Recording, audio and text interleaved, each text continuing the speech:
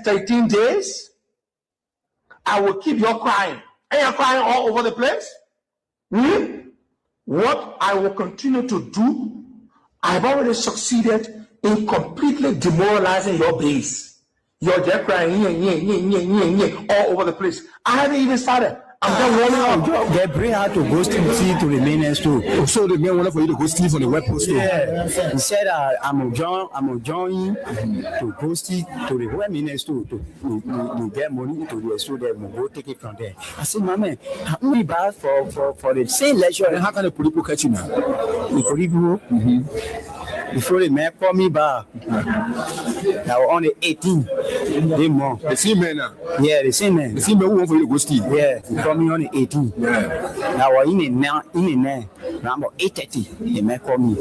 He said, oh, my man, I'll let you be there and call you back again. So that time you go to work? I go to work. You leave for your working place, you come to the man? Yeah, I'm from my working area to Clarence to now go to the man. To go steal now? No, I'm not go steal. I go Steve. I go to yeah. I educated man say man go Steve. You question me the thing you want for me to explain for you to understand then still questioning me, doubling the question. How many talk clear now? I beg you sorry. I say when they call you in there now. When they call me in there. Yeah. He asked me, say, how many of you are working to the area? I say we are 3. You told the message you're 3. Yeah. So he said, I want to give you tea to carry to the message you want to give you what? Tea. Have milk tea. Oh, milk tea? Yeah. For you to drink? With bread. The bread. 3 pieces of full bread. The egg is that? You eat my butter. So when I carry it to the main, say carry it to the main. When you give it to the main, then you come back to the car. So the food make you now carry that so you can go convince your friend now. Yeah. When I give it to the main say thank you. I say okay. The main say, where you going now? I say, I'm going where car. So one of my friends called me. And the same way going now. Yeah, I say now. The better say one for you to go steal. Yeah. So when I go to the main, he say clean the car. Then there are 2 now. In the Jeep. Then there are 2. A big Jeep. Yeah. Black BG, photo G. Yeah. So when I clean the car now, air condition all inside. No, Papa, you can't wait for me to spin now. I'll leave the water now. You can judge people. I'm just asking you a question, sorry. You can judge people that can come here. No, I'm a journalist. I beg you, sorry. The way you talk in the question, can I say when I move from here, I'll free? Can I say when I move from here, I'll free? You said one talk again. I wanted to mean who talk clear to you, but you talk in the question. Hi, looking, then you want force and now more word there again. Why not be looking to the top? I'm not going to again. And said they call me to the office of OSP. I think you explained to me that you come to get paid. You say you carry the tea to the man. After you carry the tea to the man, and you come now. So what next now? And for me, I'll not there. Nobody, you getting very. You say ask me too much question. Hey, there's me to say make your egg and bread. You bring it. Okay, sorry. Now I say sorry now. Okay, sorry. If you I will not ask you the question again. Okay, sorry. When I give you answer now, then do. Okay. Explain again. I'm not asking no more questions again. Okay, let's go now. Go to school. The English say I'm learning English. Okay, sorry. That was sorry now. Sorry. See, Ali, you take that. You take that. I'm taking time. Okay, sorry. Okay. Take that to explain. Okay. They bring her to go steal to the main store. So the man wanted for you to go steal from the web post store. Yeah. He said, I'm joining to go steal to the web main store to get money to the store. I said, my man, we buy for the same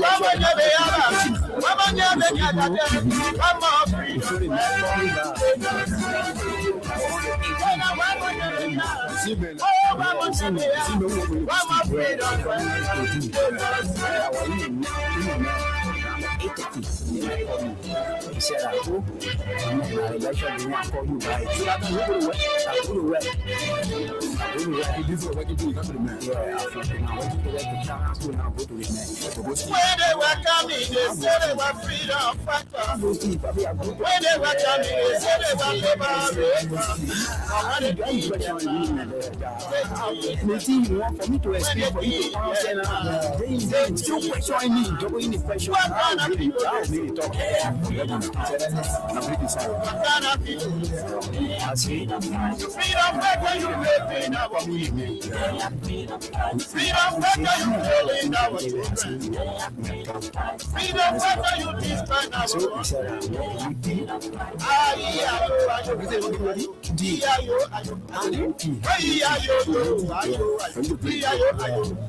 Three pieces of rap. When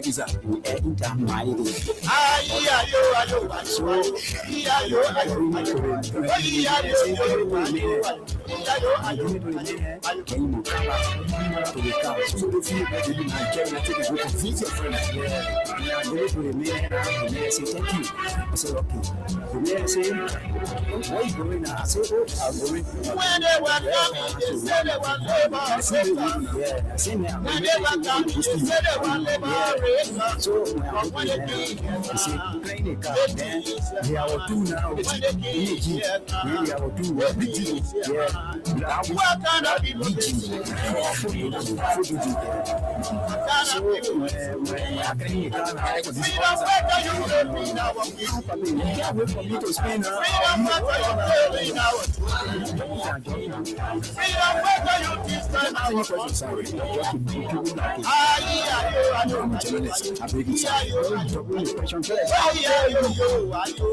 Foolish, desperate people. Talk about rescue country. Joseph, I'm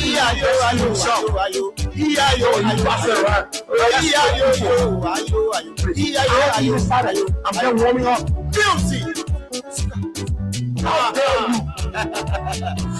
I haven't even started. I'm done warming up. How dare you? Foolish, desperate people. Talk about rescue country.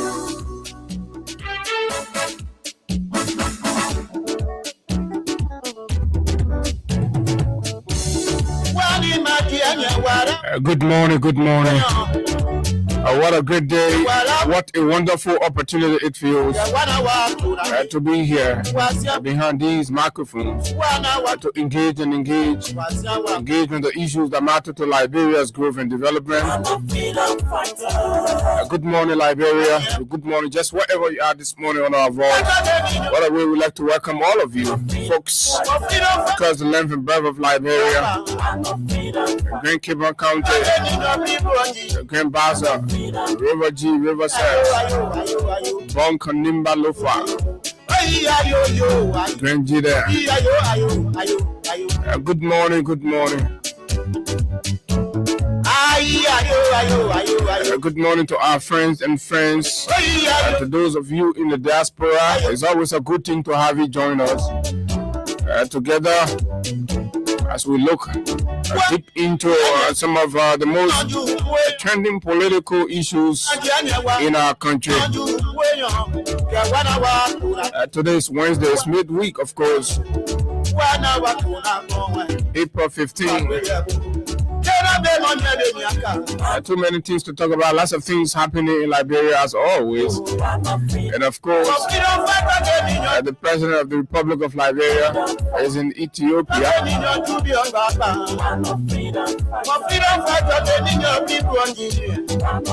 There are plans for the President to travel to Rhode Island in the U.S. Of course, for checkup and treatment. It is just important that we let you know so that the moment it starts to come around, you know exactly what it is. And they know we know, and they know we are saying the truth, which shouldn't be a bad thing to say.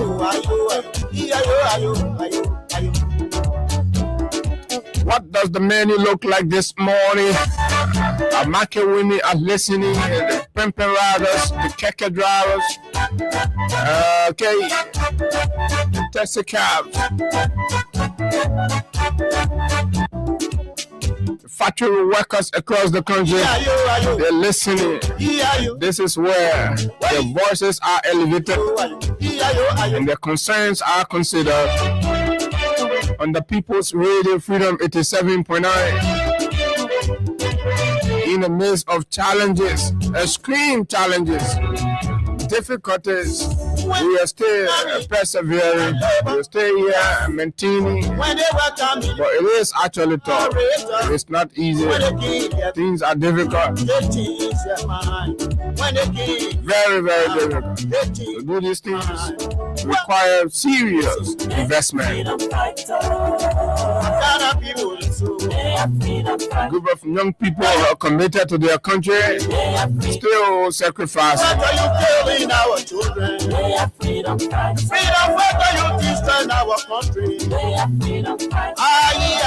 Sometimes it gets very tough for my own man. Okay. Yeah, it gets tough. But one day, just one fine day, it will all make sense. Once the people are liberated, once the people enjoy the true essence of their democracy, it will then make sense. But as it is, things are extremely tough.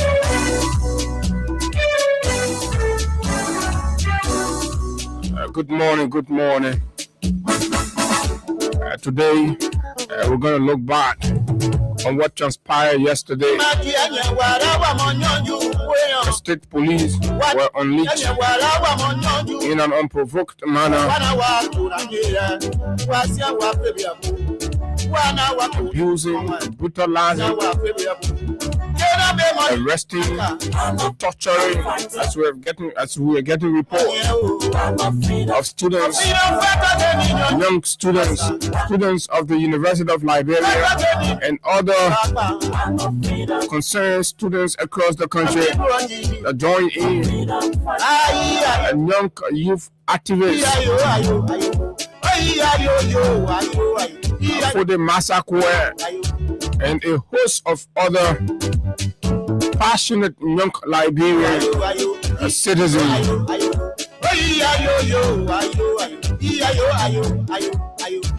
For no reason, as we all saw yesterday, the police started to fire tear gas at sea level, directed at unarmed students, posing no danger, posing no threat.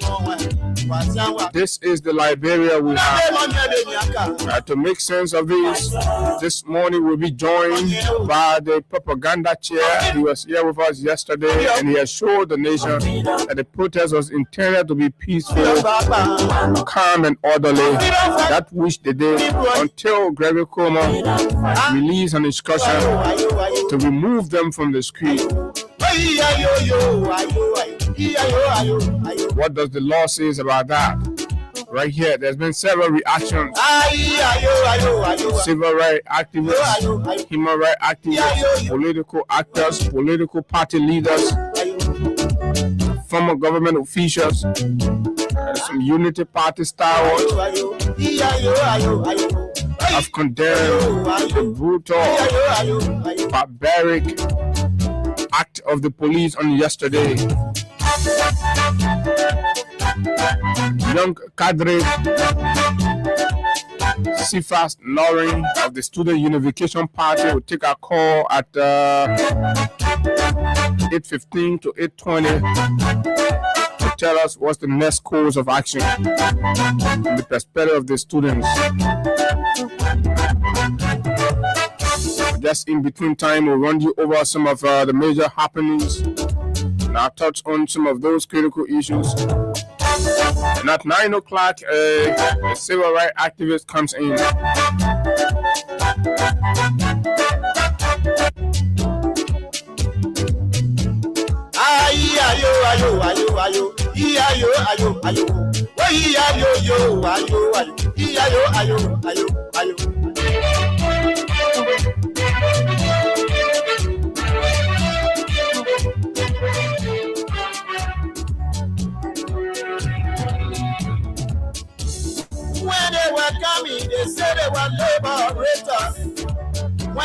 time they say they want liberators, but when they give their time, they teach their mind. When they give their time, they teach their mind.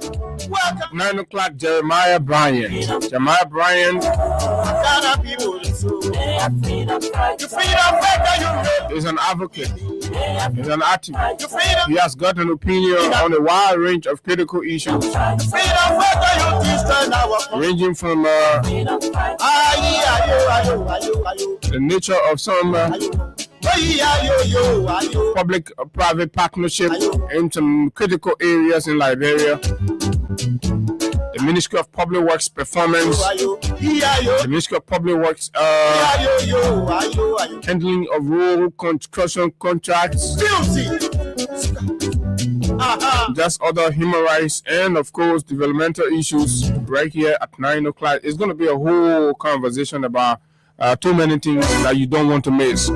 Jeremiah Bryan is a well-versed young Liberian youth with a history of activism, advocacy, because the spine of our Sarah administration is going to be here at 9 o'clock. My name is Abu Sharif. The shipping size of the conversation right here for you. I scaled up to 10 o'clock this morning. I'll take a batch of our theme song, and of course, once we come back, we'll rumble through the issues and other highlights right here on the big station, Freedom 87.9.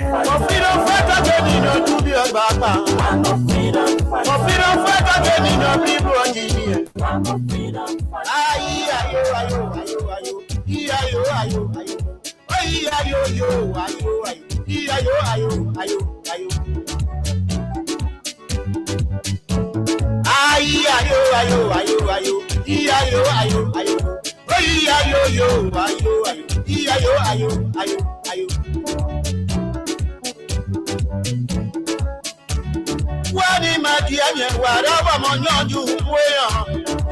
Wani madianye warawa monyanju weyan. Ke wana wa Nigeria. Wasia wa Pelia. Wana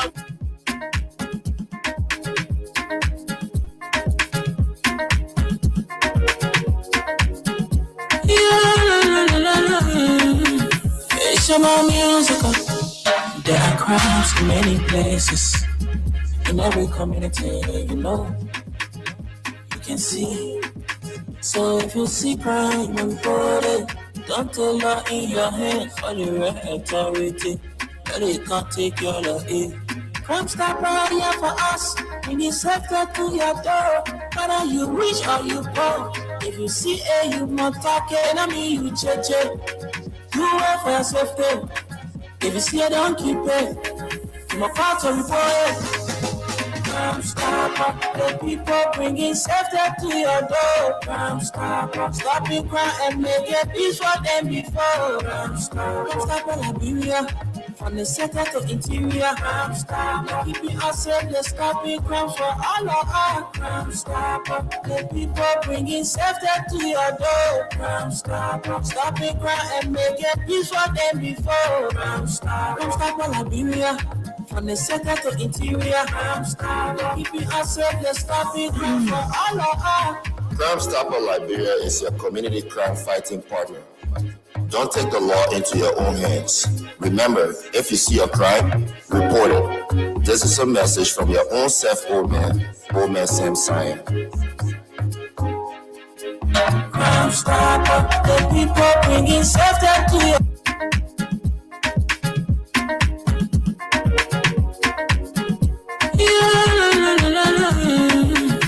It's my musical. There are crimes in many places. In every community, you know, you can see. So if you see crime reported, don't take law in your hands for the right authority. But it can't take your law in. Crime stop right here for us. We need safety to your door. Whether you rich or you poor. If you see a you must talk it, I mean you check.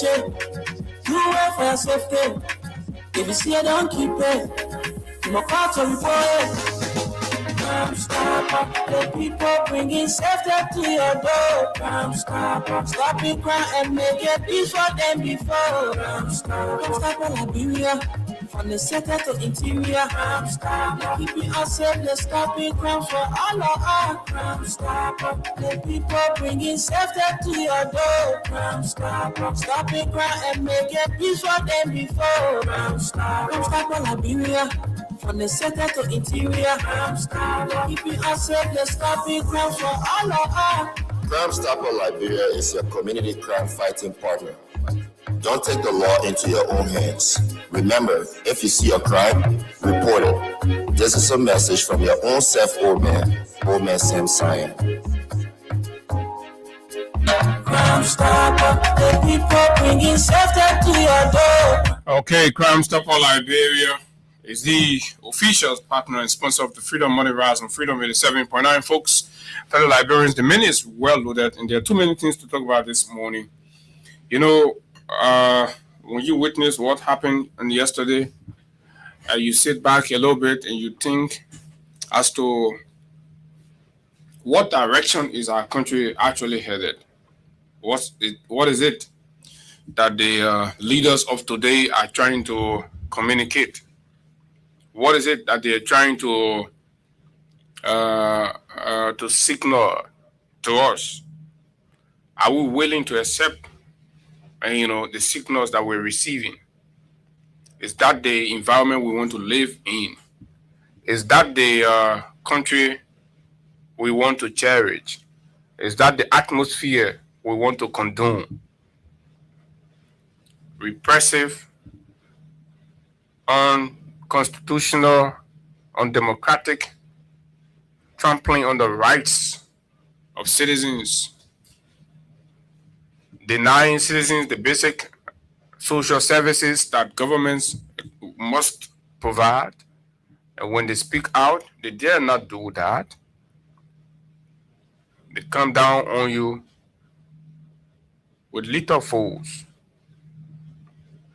unconstitutional force, unproportional force. This is your country. This is Liberia for all of us. This is not the first time that such a despicable, uncivilized action has happened. This is adding to the litany of abuses that have been perpetuated under the orders of Mr. Gregory Cuomo, a one man, as Inspector General of the Police, has turned the police 360 degrees around from its civilized, civil discharge of responsible police duties. Today, the police under Mr. Gregory Cuomo, and of course, to the acquiescence and taste of the Commander-in-Chief of the Republic of Liberia, has become a militia organization, fermenting chaos, tyranny, abusing the human rights and dignity of our kids, our people. From every nook and cranny of the Republic of Liberia, every segment of this society have felt the ruthless and uncouth display of rebel-style policing under the instruction of Gregory Cuomo. We'll put it to you. Is this the Liberia you want? Is this the environment you welcome? Is this the society that you are pleased with? How long can you exist under repression? How long can you exist no matter who you are? The moment it reaches your point to communicate your displeasure, your disagreement with policies and programs and actions and activities of a regime that promise everything but is delivering nothing, then you become a target of ruthless, blunt police actions that are not covered by any international law nor local law, violating their own SOP, standard operating procedure. Oh yes, we talked to senior, experienced police practitioner in our country. We evaluate the police actions. Whenever something happens, we speak to sources. And they tell us that no, what is happening in Liberia today is not policing. It's gangsterism. And there are elements within the police. Look, they are very professional individuals within the police. We know that. We know them. And they know themselves. But unfortunately, the head of the police has created an environment where these individuals, the only thing they can do now is to go. In fact, the police is undemocratic as it seems. Opinions of professionals are no longer considered. Professional counsel are no longer considered. This is the reason why ever since the police continue to embarrass itself. Look at the handling of the arson case at the Capitol building. Look at the matter with the King George incident response. Look at what happened in Nimba County with the mine workers that were protesting quite recently, 2-3 months ago, where they were there again shooting live bullets as if to say it was some kind of guerrilla warfare that they were engaged into. Why is the police not permitting the condition for people concerns to be heard? Why does the police feel unable to clamp down on dissent? We all watched yesterday the proceeding. We all watched it. For the first time in my living history, that SUP, especially into this, for the past, let's say, about 20 years now, right? Since after the cessation of hostility in Liberia, for SUP to get engaged and not throw a stone. That was yesterday. Nobody, I challenge anybody to show me a video of one instant where SUP is, or any member of the students throwing stone, not even at the point where they were being provoked and attacked. Yes, still, they never. They insisted because their purpose was clear. They knew what the objectives were, and they were not prepared to undermine their purpose and objective. That was to communicate to the world what they believe are unacceptable vices that have characterized the 2 to 3 years anarchical rule of the Joseph Boakai Jeremiah Kun dynasty, so to speak. So they needed the world to know from the students' perspective, the barometer of consciousness in any given society, where you measure the intelligence of the society, the students' populace. They needed to come out. They needed to say something to their government. Why is the government jittery? Why is the government refusing to allow people to provide an assessment of what they think governance has been, leadership has been? You're not leading yourself. You're leading a nation, and the people have to speak out. And whenever that happens, even blind people, disabled people have been tear gassed in this country. People with visual disability, physical challenges. Gregory Como, we go after them, beat them with baton, tear gas them. Gregory, you are going on record. Human rights abuses, no matter what you do, no matter how long it takes, you will answer questions for these human rights abuses. whether you like it or not. It's happening under your instruction. It's happening under your watch. The time will come when nobody will be there to sing you praises. The time will come when it will be only you and your executors of these ruthless, barbaric, uncivilized, inhumane actions on peaceful Liberian citizens speaking to their government. The time will come, and all of you, there will be nobody to cheer you. There will be no cheering squad. You have to give account of it. Oh yes, all these abuses, you think they will go free? Or you believe that you will be IG until death comes? No, you're not. No matter how long the rope shall come to end. And of course, you will answer. You will answer. If you do not answer in Liberia, you will answer somewhere. And it will be a surprise to you when you are being queried in places that you do not expect. Just wait. And you take pleasure in brutalization. You take pleasure in that. The King George thing has not been answered. The killing in rehab, you've not provided answer for it, right? What happened in Nimba, right? You've not provided answers. The manhandling of peaceful people with disability protests, beating them, and the students. This is not the first time that Gregory has sent police to beat on students.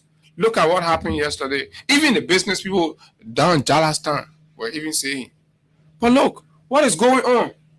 For no reason. The children marching here, the just firing tear gas, all in the community, creating a scene. How much more money do you want? How much more money do you want for yourself? You always have to create a scene of chaos, and where situation is not, you just creating a scene. When will the president really sit down and realize that, look, these buggers are using and creating situation to keep exploiting? Look at what they put. Look at the request they're making in the budget, the supplementary budget. They got to keep justifying how much money do you want at the expense of the safety, the protection, the dignity of ordinary Liberian citizens. For what?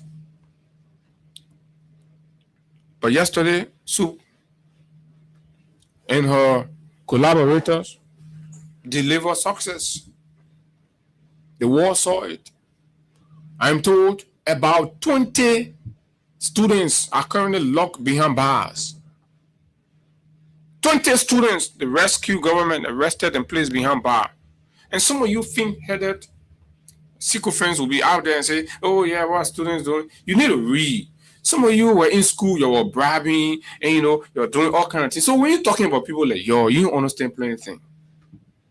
Oh, you understand? Just pass it around. Oh, that my party here. You think that my party here, being talking? You see our country going down, and you can't say that my party here? Huh? Undermining the success, the achievements of great fighters, men, and people who fought in this country, resisting one party oligarchy, right? Championing and living their life, sharing blood to get us to where we are, and we see the reincarnation of a true wing party style autocracy, and you say we should remain silent. Say it's okay for students to be beaten, brutalized, dragged on the floor. Look at the young lady for no reason. What did she do? What did any of the comrades do? What did any of them? Did they throw stone? No. Did they burn tires on the road? No. Did they block traffic? No. Right? Did they harass peaceful citizens? No. Did they enter any government public building? No. What did they do? They assembled and were marching to read their petition. And the police said that should not happen in this country. And for that reason, they started to fire tear gas and use brutal force, beating them up, dragging them on the streets. This is wartime. This is not Soweto. No. Did the student do that? Did they attack any government official? No. So what prompted what we saw yesterday? Can the police answer? Can you answer? Can you say something? This straw man thing you're trying to do only to justify unnecessary operational budget. Operational budget at the expense of the life, the dignity and safety of our students, of our kids. How long will you do that for? Now, it was just for this statement. It is just a statement that the students wanted to read and go back home. The police said no. That they have an instruction that nobody should do anything like that. The country is okay no matter what. No matter what happened in the country, it's okay. Nobody should say anything. And this was what they were trying to read. And I'm going to read you the full petition statement from the students to the Student Unification Party and its collaborators, the CDC COP, the hearing report, the Comrade Fode Massacre, a very passionate youth advocate, a young man who believes in a society of equality and has been flagging issues. Some of what these young people risk themselves to talk about do not affect them directly. When they advocate for rape victims, it is not them. When they advocate for young boys that have been sodomized by senior officials of the Boakai administration, it is not them. They could be selfish and say, we don't want to put our mouth inside. But that's what the regime wants. And that's what we all should not agree to.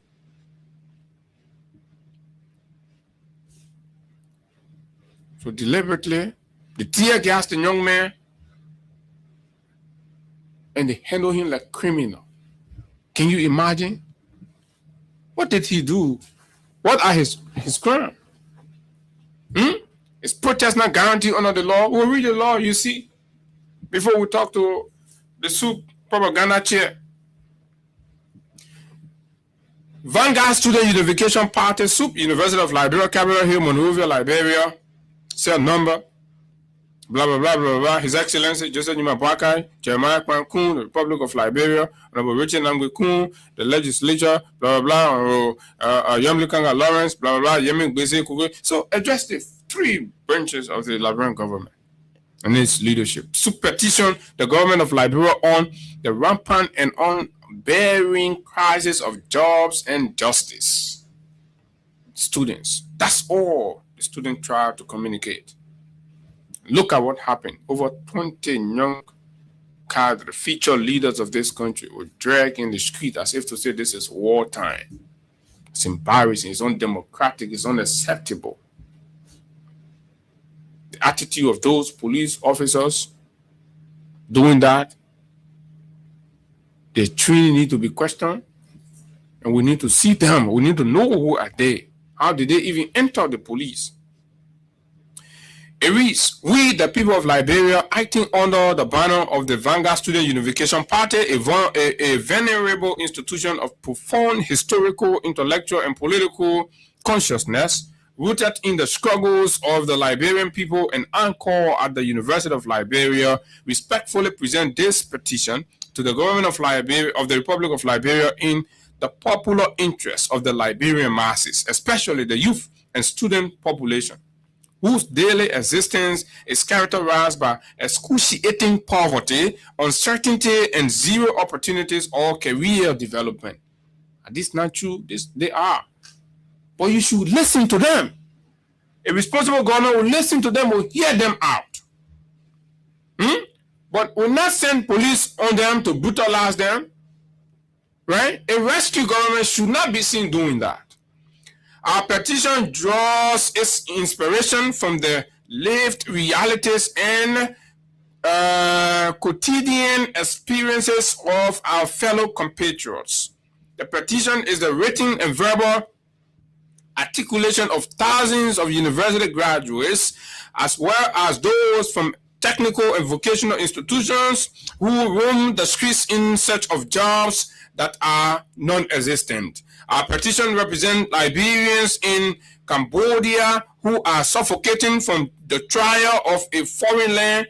It represents the millions of Liberians who live in multidimensional poverty. Our petition speaks for the 35.5% of Liberians who are undernourished and the 26.9% of children below the age of 5 who suffered from stunted growth. We recognize with tragic clarity that the superabundance of crisis in Liberia cannot be reduced to individual moral feeling alone, but to a structural paralysis whose logic is that economic, institutional, and governance institutions should serve the interests of an elite minority instead of the vast majority of the ordinary people.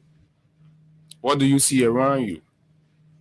The elite are okay with the system because they are served.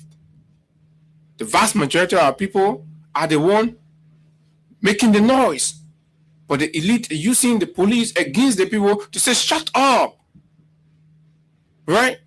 Why did you cancel the under 5 treatment, free treatment for the under 5 at public hospitals? Why did you do that? That's an attack on the impoverished masses of the people. The students say, this is unacceptable. We must let our government know. No, this is unacceptable. You listen to the percentages. 35.5% of Liberians who are undernourished. 35.5% of a 5+ million people. You know how many million of Liberians are living undernourished? Do the math.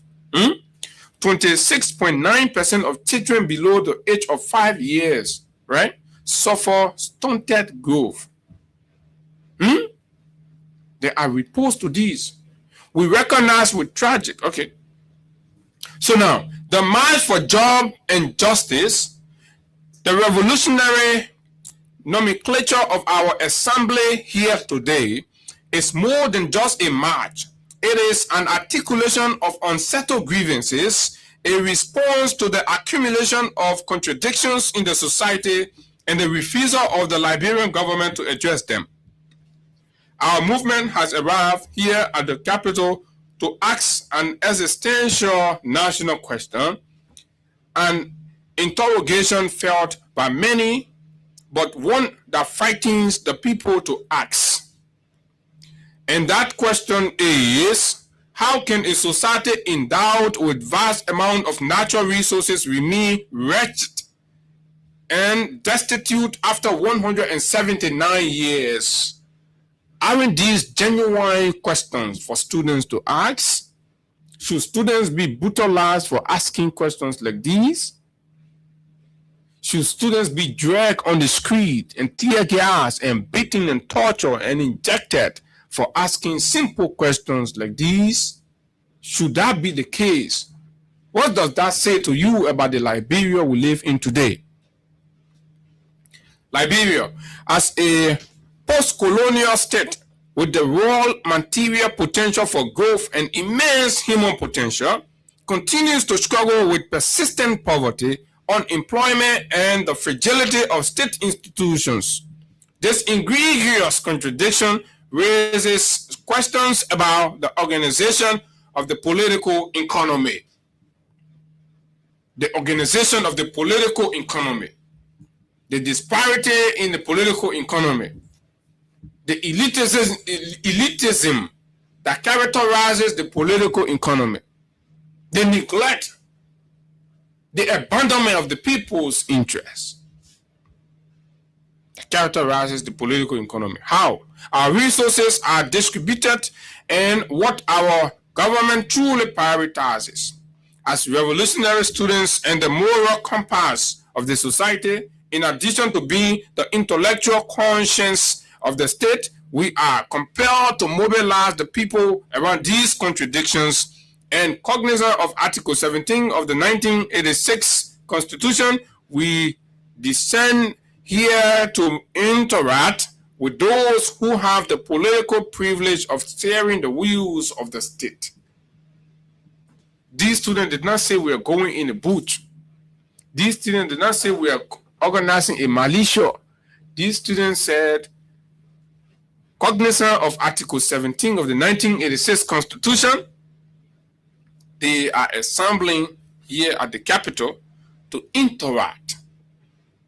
Must a democratically elected government be afraid of interaction with its people, its citizens? I mean, so to speak, students?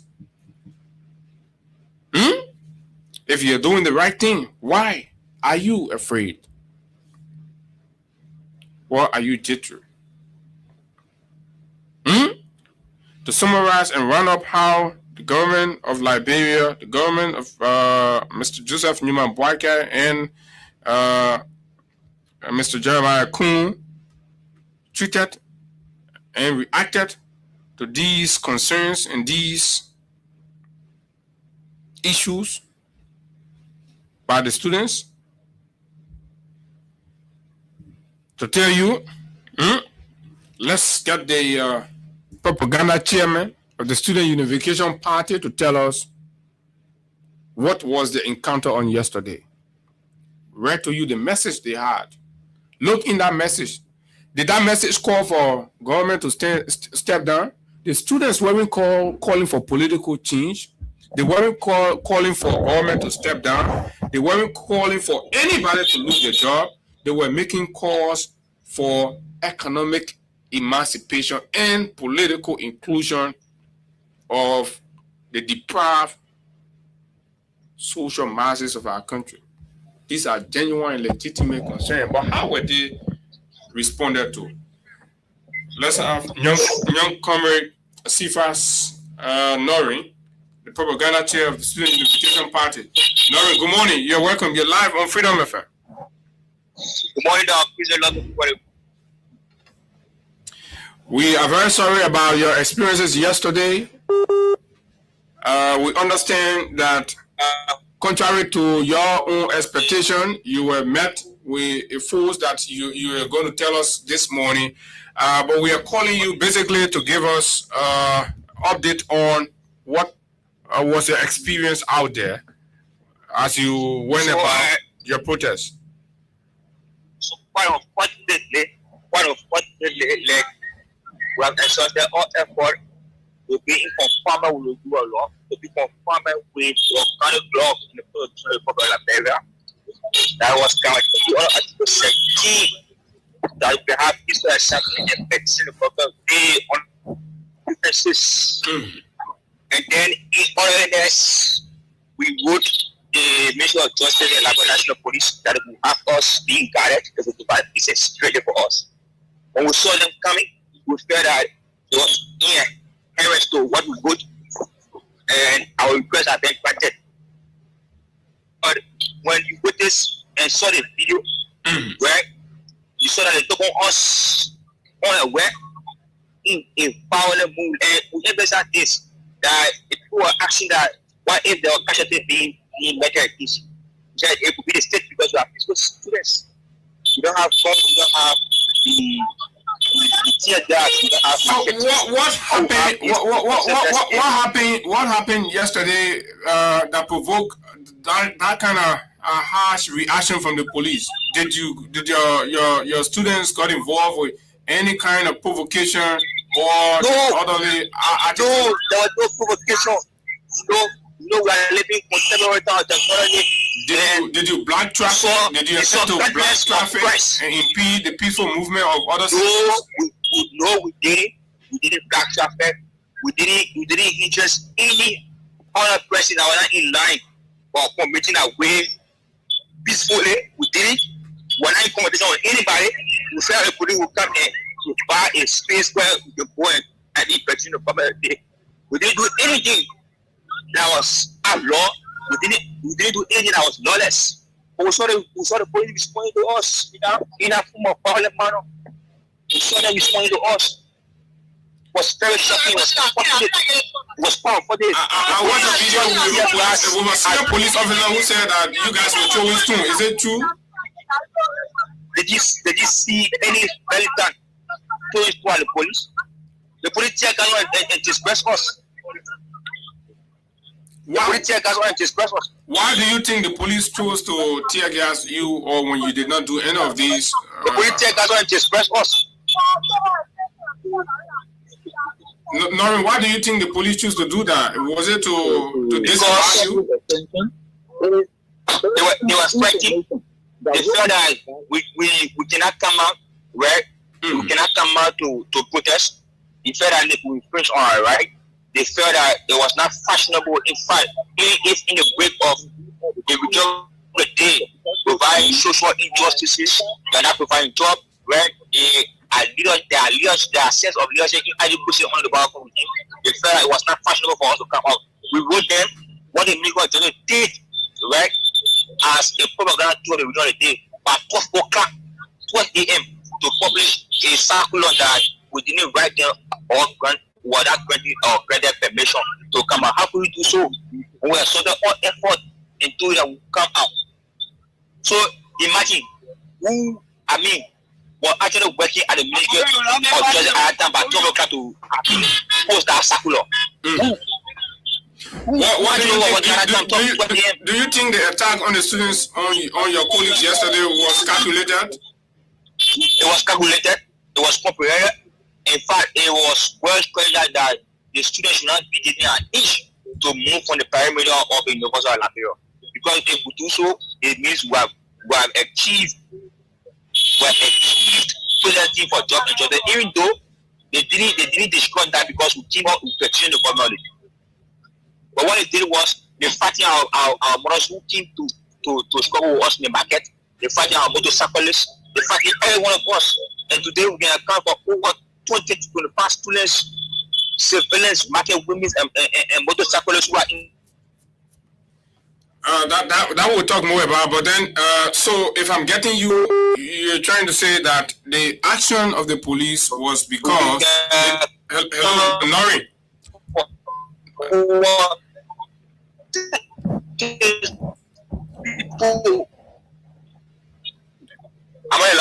Yeah, Noreen, are you there?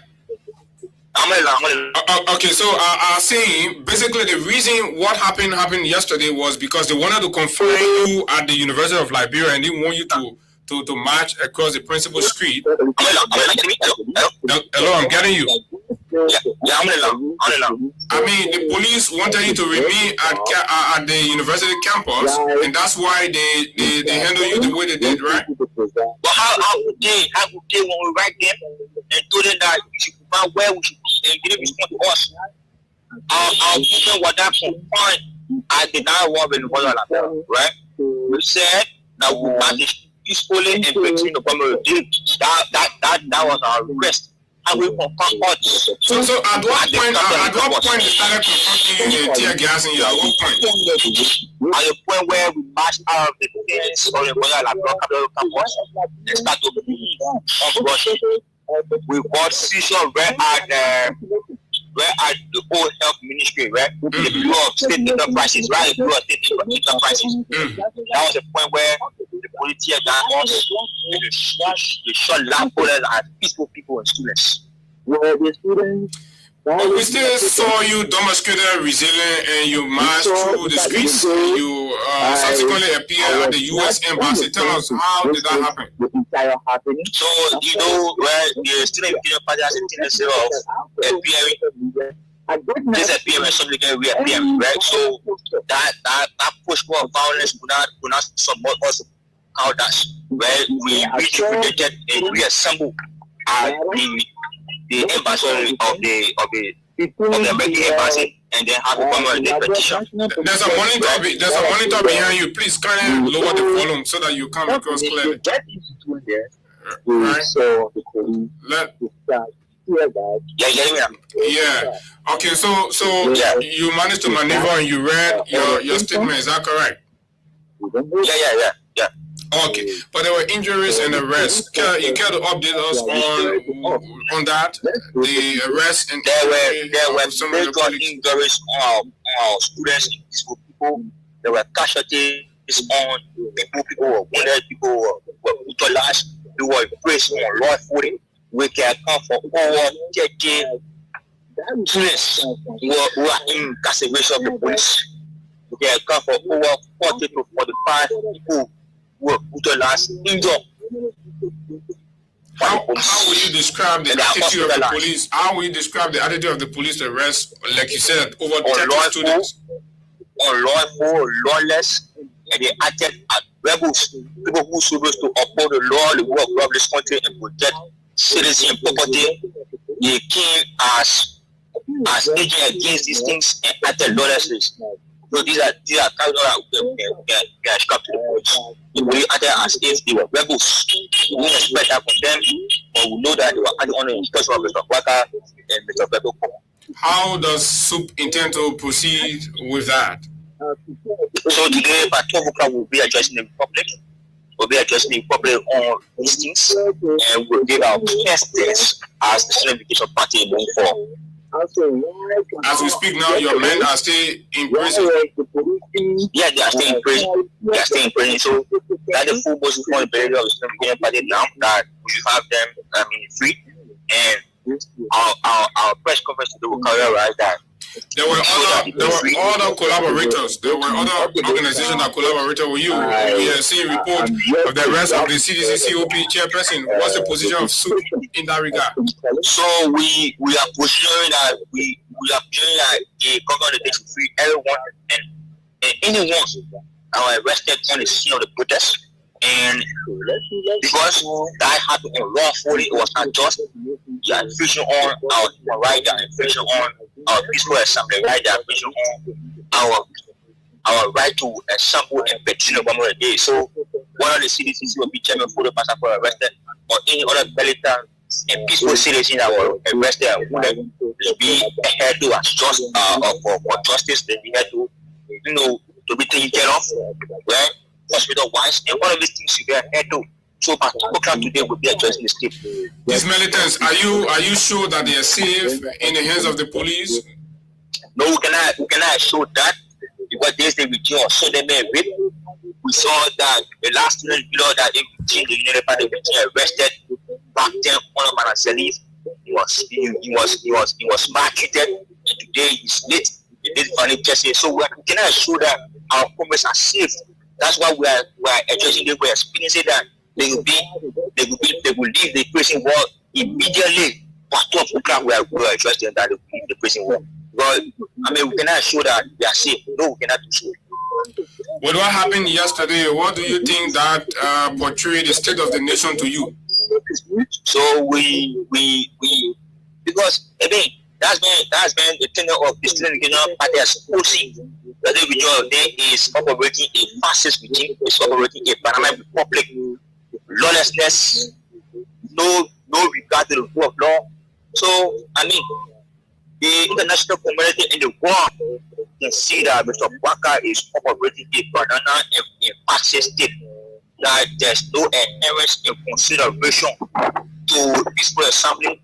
It's harsh and dictatorial on consent of the regime, even though the regime is not keeping to our promises or for campaign agenda, even though there's no progressive leadership, even though there's a sense of how Ghana will progress under this regime. Mr. Waka is disrespecting poverty and violence on our people. The people have seen that yesterday. The international community has seen that, and the world has seen that yesterday. That was the exposure of Mr. Waka in adequacy of the rest of the Republic. Elements from the regime said it was intended to confine you and to put you in your right place. Do you think what happened yesterday will confine the Student Unification Party and you will never ever come out? If they are peaceful issues, they are imposed that is a soft form of ideas and logic in reasoning. You cannot do that to the Student Education Party because the Student Education Party has survived and lived 25 years counting. You have met the Theodore with the Empirical with Taylor, Do, Marcelli, Mr. Weir, and now we are on Mr. Waka. You cannot support the Student Education Party in the crowd and silence. So your action yesterday on brutality on peaceful people, your action yesterday on the people and students as lawless action cannot put the Student Education Party into crowd as in silence. You cannot do that. the least what you are doing is you are exposing yourself. It means you are exposing yourself that you are not able, you are not equipped as a national government to provide.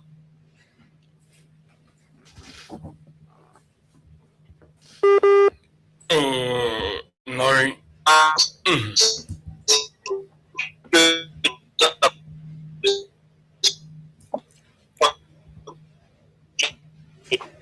Oh, that's why you showed yesterday. Nori, are you there? I'm there. Nori, there is public concern about the conspicuous silence in the face of this brutality meted against student unification party candidates. The conspicuous silence of the veteran community. What do you think will be responsible for that? So we're not no solidarity statement, no comment about the issues, and these were flagrant violations of the rights of militants of the Student Unification Party. But yet, so when you observe that a lot of encounters of our veteran came out yesterday, even those who are apologizing, they came out knowing the fact that foundation and that roots are with the Student Unification Party. They came out shimmy and naming the Wakaku regime. I can only name you two for the most part. A veteran, Women P, and of course Carlos Tingba, who said something, but the rest of the brothers remain silent. Augustine P. Gafuan, and a host of them that still enjoy privileges within this government have said nothing from the perspective of the attack on the students. So what we can say is that there were kind of a number of veterans who came out and said so. Then those who have not come, we don't hold it against them, right? Because they are immature members, but the people who are immature are saying that the meeting was wrong. But those that are not speaking are those who disagree with your struggle. They say your struggle is not rational, it's not purposeful, so they disagree. I mean, these are blind regime apologies and blind regime voting. We don't take them seriously. They are protecting our comes and pulling they are taking from the regime again. Right? Or you see, right? You saw right that the regime after March 6, 2026, that the Student Unification Party came out with a march for justice and justice. There were no counter reporter to an intellectual debate of the 75 count of Student Unification Party. What we were parading in was just Mep Okana. They cannot come out and say that the Student Unification Party saying that the regime has provided rapid unemployment to our youth and qualified job population. They could not debunk that. They could not debunk that the regime of the day has shown granted that you got to work. They could not debunk that. They could not debunk that the regime of the day are bastard dash and not prioritize the cases of rape and gender-based violence on people, students, and sodomy. They could not debunk that. They could not debunk that. They promised that they could provide a rehabilitation to the past public school. They could not debunk that. They could not debunk that. They promised that there could be a groundbreaking of 100 public schools in the 15 political subdivisions. They could not debunk that. They could not debunk that. The Honorable Ali confiscated and stole 275,000 from the public water project. They could not debunk that. They could not debunk anything intellectually. So what they were doing, they were just parading all propaganda. So it means the debate on the Student Unification Party were well intact and they were well organized. Okay, Chairman, lastly, what final message do you have for Liberians under your voice this morning, and of course, members of the Student Unification Party? So what we say to our peace and loving people of the Republic of Liberia is, you can't know your courage. We saw your resilience yesterday. And today, the Student Unification Party, through a chairman, former chairman, with the mother will be speaking to the people, but what we know, will give the itinerary and will take the next point of action moving forward. So Liberia still keep believing and trusting Sue? Yes, because that's the lone voice in the hope of the people. Thank you very much. Cephas Nori, he's the propaganda chair, a young man, smart, intelligent. And let's hear you, it's your turn. On 0770 086 500 104 0776 104 104 are the numbers to call. Let's hear your take on these actions. We read the statement from the Student Unification Party. You listened to the propaganda chairman, right? And so let's hear you. What do you think? What do you make of what happened on yesterday? Good morning. How are you? To respond from Guazon resident. Go ahead. I think what happened yesterday it was unfair. When we talk about rescue government, you come to power to rescue the people, and then you are using violence on the people. It is not right. The people have the right to protest. When things during jobs, we are administration. Why can't we do it now? What is it that we cannot let the whole out now? What is this government hiding from the people they don't want to go out in the street to talk about? I think it was unfair. Thank you. Good morning. Good morning. You gotta move away from your money. Good morning.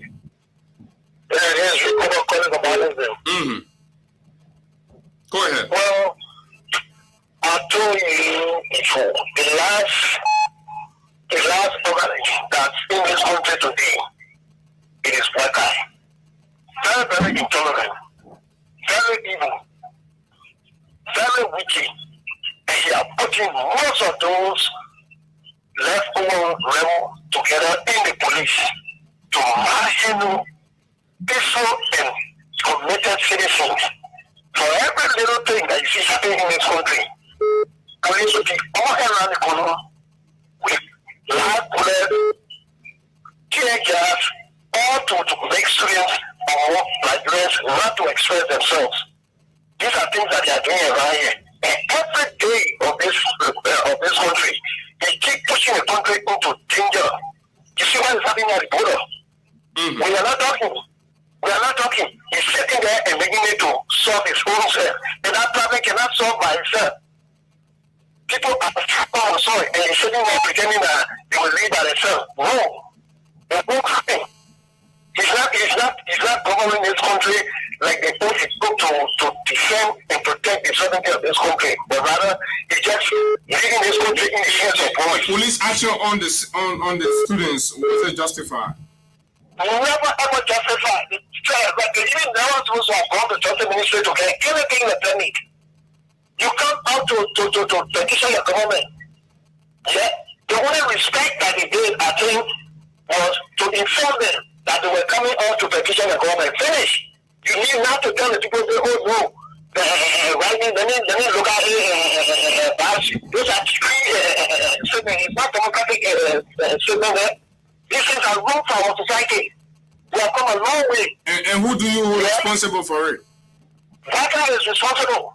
He's responsible. He gave this marching order to the police director. Okay, thank you very much. Good morning. Good morning. Good morning. Yes, I'm Emmanuel Point from GSA Road. Go ahead. You know what? Actually, represented a and for Liberia. As they were expect Liberia, actually. As a leader, you can defend this like this. You should need somebody that is sympathetic. And the thing about it, my brother, the children were never ever violent. They were very peaceful. Of course. Actually, what happens people citizens, just as they say that they come on project, you will see what that police will always go and then people. Why? Why is it actually? Thank you very much. Good morning. Good morning. Good morning.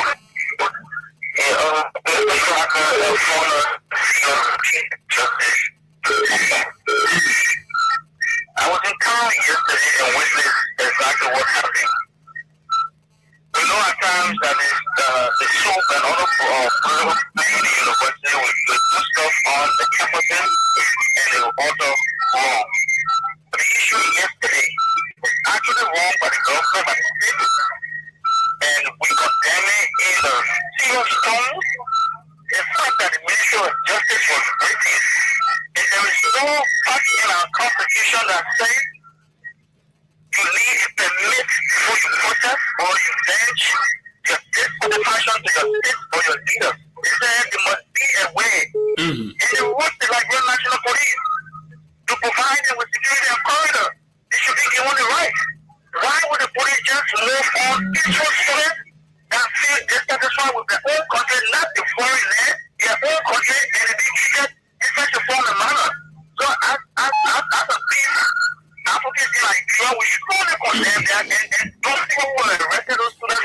said, you immediately humiliate. Female students were being naked and dragged on the streets, and that is so barbaric.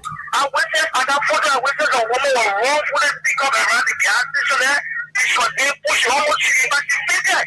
I don't have a photos yet because I went to observe how the procedure was going to be.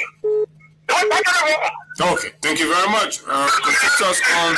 Good morning. Good morning, Abu Sherry. Good morning. Good morning, I won't get this jail for taking Plamo, and I'm calling you from a back community. Go ahead.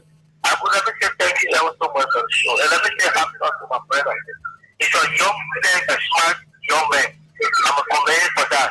And Abu, on the serious note, what happened yesterday, people should always consider that.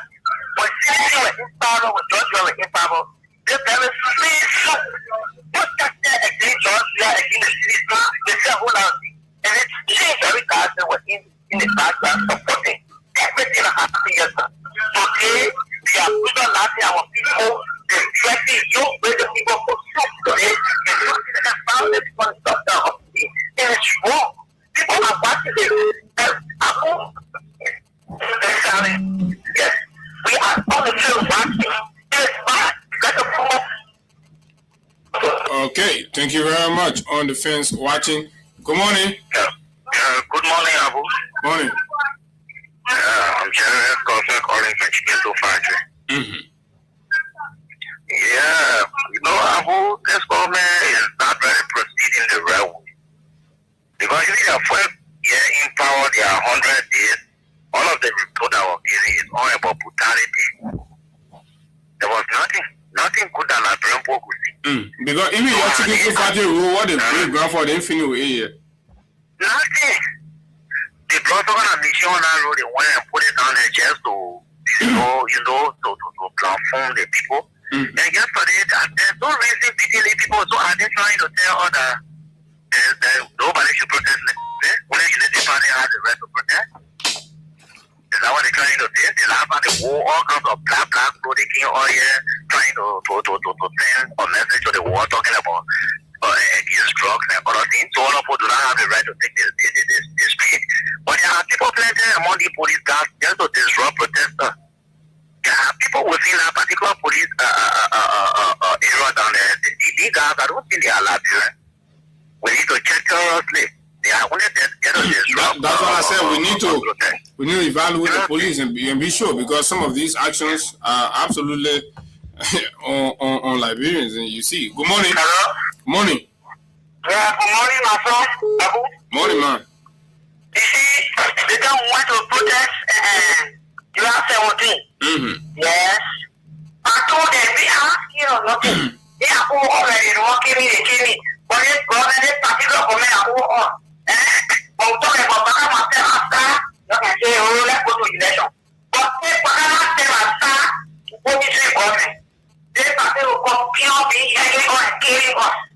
Some kind of right to come to already everything because it wants to go to just in the national community. Let's not talk about who they left for us. But I will not do nothing for us. That's nothing good for us that to kill all the time. So I don't see waiting for nothing. No, that's what the law said. That say so we gotta respect what the law says. The law says to alter government, you have to go for the cycle. Good morning. Good morning. Good morning, how you doing? I'm okay. Let's hear you. What's your name? Where are you calling from? I'm Mrs. Walker, and I'm calling from Greenfield. Go ahead, Mrs. Walker. How are you monitoring us? No, what I'm thinking with that is Abu. Yeah, this is Abu. You're on Freedom FM.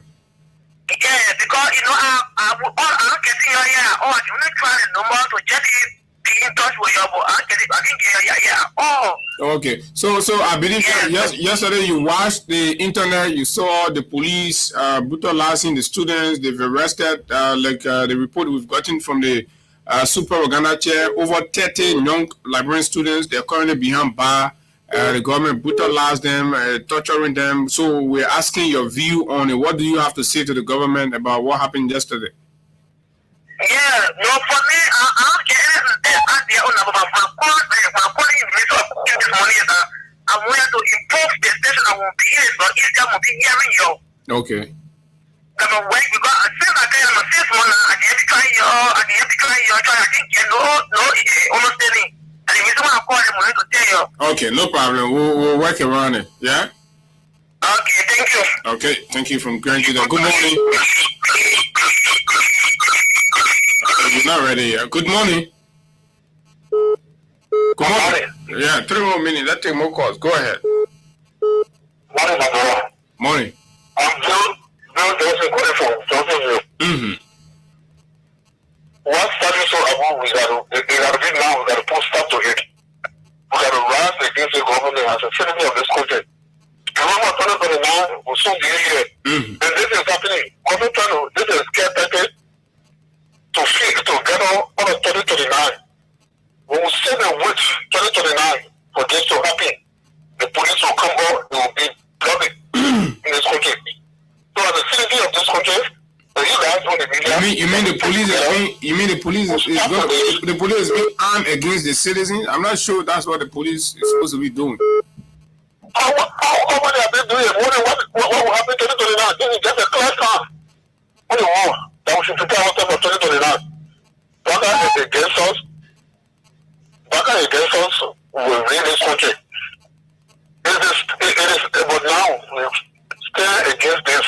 They can't. Police brutality. Thank you. They can't do nothing, man. They didn't get the presidency through war, so they will definitely leave it without anything. Good morning.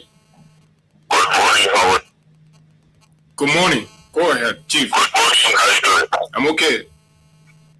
Okay, sorry for you here. I'm not call my name. Go ahead, sir. Yeah, what I want to say to you is that what the Nigerian people should be thinking on how Baka release power. Because for me, this government is fire for fire. If people think that this for me, this government will leave power, it will not happen. Okay, thank you very much. Okay, thank you very much. I understand all these, but for me, I would like to handle issue by issue. Right now, what we have on our hand is the fact that the government is going down on the record for brutality, human rights abuses. These are good things. So let them keep going down on that. Let the world know them for that. And let election comes. Let's see what happens. That's all we can say. Let's see. If you think you're going to stoke fear in the people, then when election comes, you rig election, you steal election, you think people will be afraid. People are already living through this. People are living through this torture. No hope, no life, no meaning. There are thousands, millions of citizens in this country that go to bed without food. No medical guarantee. People are there, sleeping in the streets. You're suppressing them because you have a legitimate authority granted you through the ballot. So when that power turns to the people to make a decision, when it comes back to the people to make a decision, at that point you don't have the power anymore. The people have it. So now the people will be faced with the reality of continuously living under suppression, oppression, brutality, rape, sodomy, poverty, hunger, diseases. They will be faced with that reality to continue or to alter their destiny. And I'm convinced once Liberia reaches the point, and that is the position you always have to hold. That's why some of you can get angry. We say, yeah, we're for 2029. Of course, that's what we got to tell you. Because the Constitution provides the most appropriate, the most legit way and means without any issue, without nobody getting here. All you got to do is to just wake up, go to the polls, and just put your thumb or your check on it and change the whole dictatorship that's going on. Should that be anything, doesn't it? All you have to do, right, We keep documenting so that posterity will know who they are, who they were when they had power, things they were doing, and the world will know them. The world characterization of the regime, right, will carry. And if that is the legacy they want to leave for themselves, that's up to them, right? But to equate that to be, an attempt to alter the constitutional reality of our republic, that is an affront. It could be, matters like that are met with stiff, unprecedented, uncompromising resistance. And nobody's going to miss the war on that. Any individual who will decide to trample and tamper with the constitutional right of the state to make a decision, you must be ready. Because the good thing is, no matter what, you have got children here, you've got grandchildren here, you've got cousins here, you've got relatives here, you've got grandma, grandpa, no matter what. You've got establishment here, you've got roots here, right? So if for your personal aggrandizement, after failing the people you think you can steal election, right? No, then you are making a choice for war. You are making a choice for war. And I don't think any singular Liberian should want to wage war on this country. We've all done so much to repair our lives, repair our country after the many years of hostility. We've done so much. Nobody is prepared. Nobody is waiting. As slow as we are going, but there are steady improvements and progress, not as convincing, and nobody is prepared to roll back on that, right? 20 years ago, what your family life was, 20 years today is not what it is, right? An attempt. So not even Mr. Boakai, not even the men in arms will be willing to do that. For what? For you, look at what you're doing to them. You think they're happy with you? And no Liberian, I don't want anybody where they thought of, we won't fight war, we're going to war, but naked, they can't do that thing. Citizen arrest, we arrest butt naked. You arrest down, citizen arrest. We'll take ratting, nobody thinking going in the country, we'll take ratting, we'll flog that one, we'll flog him. Everybody will see him crying, you'll be begging. Oh, you think anybody bigger, you can't say, you talking, we'll citizen arrest, we'll arrest you, we'll flog you, ratting, will whip your ball good. Then you go home, go sit down and go say you come and bring war. Oh, that, you don't even know, sir. So, but that is that. That is a verdict. What happened yesterday was another verdict on the regime. It was a clear verdict. Every time the regime is put to test, the regime fails the test. The regime has failed on several occasions. I don't know the defense the regime has. I'm seeing some puppets and elements of the regime. Imagine Bwaka Jaliba of Noka, who just signed off oil blocks to a notoriously corrupt and, of course, terrible Ato Easy of Nigeria, selling the future of our country, covering the coastal land counties, Grand Bassa, all other counties. He signed a terrible deal. And then that same Bwaka Jaliba say, send a B Martin and he from Grand Cayman County, so he will do petition to remove. So the other people will county what you signed bad deal in. So what will happen to that? You see, when people have the authority, then they pretend and start to act like the advocate. I mean, this is misplacing your priority. Do you know who you are?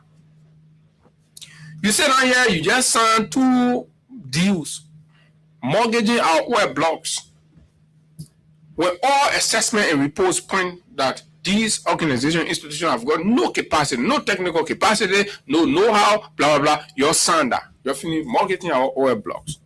So the same man who came here under the Unity Party, gave our oil block, the man went and traded it for millions and gave Labor peanut. You don't suddenly that one, you don't, you say you come and do petition, people more do for. So what about Oranto? and Total Energy deal you sign. You think Labrador get any benefit? They count the countries that the oil will be drilled from that you sign in, right? So, okay, so you sell other people who know natural resources in their country, right? Okay, then you join, you come to the other because of your own country.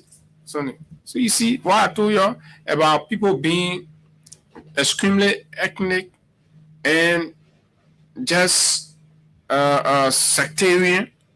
It's sectarianism. Leaders must not demonstrate that. We must wear the we consciousness, right? What is wrong in Grand Cayman County must equally be wrong in Grand Bassa County, in Riverside County. But if you see a leader cherry picks on what to advocate for and what to go against, tells you that he is prioritizing kinsmanship above nationalism, above patriotism, above the we consciousness. And this is terrible. And this is exactly what is happening across the government.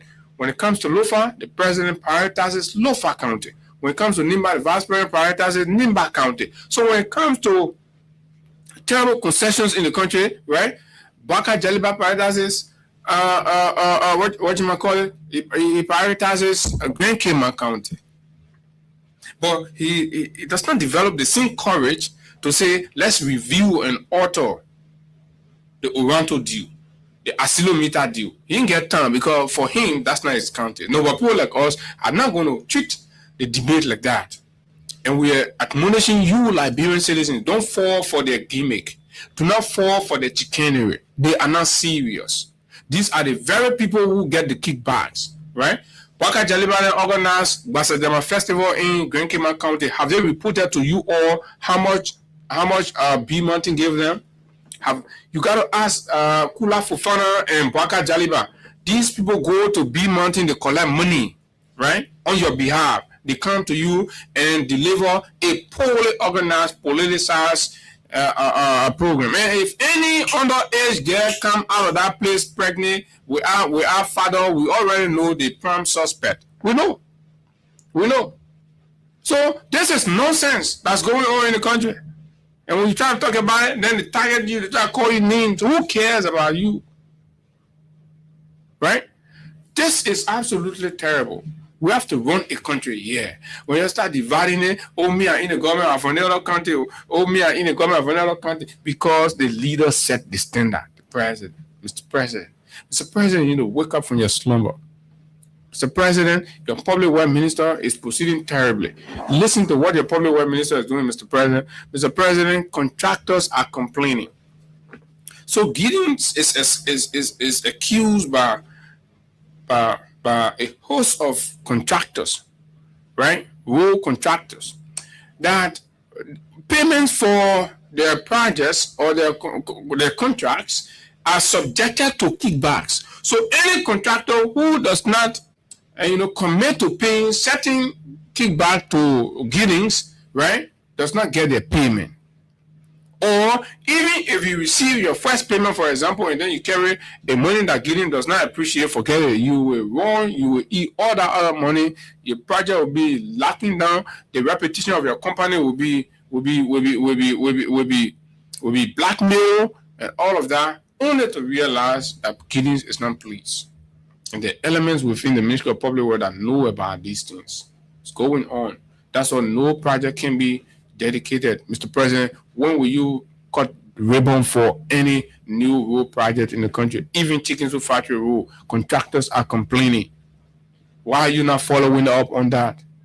Mr. President, your CSA, fellow Liberians, I told you all yesterday that the WCSA Director for Human Resource Management resigned, right? The folks were trying to argue about it. Oh, yeah, they've confirmed among themselves. In fact, he resigned like a month ago.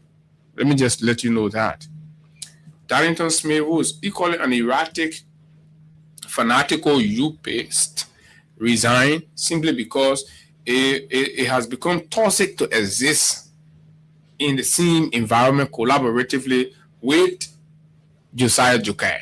So you can imagine. So every time we tell you, say, oh, the way the Pope is running the country is not professional, because everybody can exist in a professional space. When a space becomes toxic for people to exist and do their job, right? That means it has become unprofessional. Of course, Josiah Joker is running an erratic, unprofessional, very, very lunatical administration at the CSA. People do not have their rights on anything. He moves in with people. He places them on the payroll, right? The Ministry of Finance people can bear witness. This man, without any consultation, he just take names and carry to the Ministry of Finance to put them on the payroll. And then he has written the office of the president on 17 counts grievances against Darlington Smith. The man is accusing Darlington Smith of a litany of issues: administrative, corruption, payroll padding, and what have you. So my sources are telling me that Darlington is being subjected to investigation. Darlington needs to answer on the payroll padding instance, right? So some of the details around it are things that we still want to confirm, because some of what I have heard are not things that were publicly announced by the government, but not knowing they've been doing it behind the scenes. So I want to get the facts to know that indeed they actually did it. Then we'll start to talk about it, because I don't want to say something, well, we or did not see in the public, even though, so that means the government has a great deal of actions and issues that they do. So the matter at CSA is bigger, is deeper. Corruption. The same people, because if these allegations against Darlington Smith are true, then that means Darlington Smith was the one doing payroll padding in the CSA, and then at the same time was telling the United Party and the rescue people that CDC doing payroll padding. He was the one, because his government today, and of course his director, is accusing of payroll padding, and that he has always, months after months, the man will add names, ghost names to the payroll, and you will receive millions across government agencies, ministries and agencies, right? And then this is a whole syndicate. That's why I say it's deep. It's a whole syndicate in the rescue government. When this money comes, there are ministers and deputy ministers. Even in the center of the allegations is Anthony Marius. Fellow Liberians. Not small thing happening here. Not small thing going on. The stealing is beyond imagination, right? A government that came to rescue. I was bewildered to learn yesterday that in a recast budget, the rescue government makes appropriation for $3 million also just to buy land to build children clinic. $3 million just to buy the land. What part of Liberia can buy for $3 million? So when we come here, we tell you that it's stealing from you and you think they can something. It's up to you to take actions. When you review contracts the government signed, Liberia does not benefit. Rather, people in the government benefiting. When you review public-private partnership agreements, it's terrible. When you review internal ministerial policies, it's bad. You review concessional agreements signed by the government, it's terrible. You review policy action and decision, it's bad. You review how our monies are being spent, look at the yellow machine that has turned to a curse. Yellow machine. We'll go back when some of us be talking and say, oh, we ain't let the government, we are critical, but this is our job. I've never shy away to let you know that it is my job to be critical of the government, and I offer no apology. Absolutely. I do not even care who likes it, who feels good about it, or who doesn't. I do not even care whether you feel bad about it. You can be whoever. Your feelings doesn't even move, and it doesn't even move a pause. So you're wasting your time.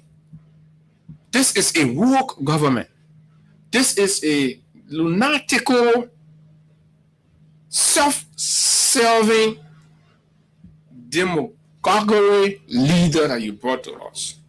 Joseph Boakai cares only for himself and his comfort. Oh yeah. But this is it. And this is the country you think we should all keep pampering and something and blah, blah, blah. When they say, that rescue, does the thing look like a rescue to you? Where? Look around you. Look at your community. Look at the dirt. Look at the field. Right? Painesville City Corporation. Painesville City has become dirty, stink, unhygienic. Look at drugs. Look at the youth. No future. Look at your children. If it is difficult for you to get a job, what do you think will become of the life of your children? They might likely end up in the street. So it is that future that we all have to rally to protect. So when we come here, we give you the opportunity, you have to speak. You have to stand up for yourself. You see, we spoke, and that's how that draconian imposition of a useless tax on Kobosha, McKinney and Taylor had to be suspended. And we challenge and double dare the president, right? We challenge and double dare the president to implement that thing. We challenge and double dare Mr. Barker. Oh yeah, I'm telling you, we challenge and double dare. It is insane to want to put tax on people who do not even have the means to survive. It is insane.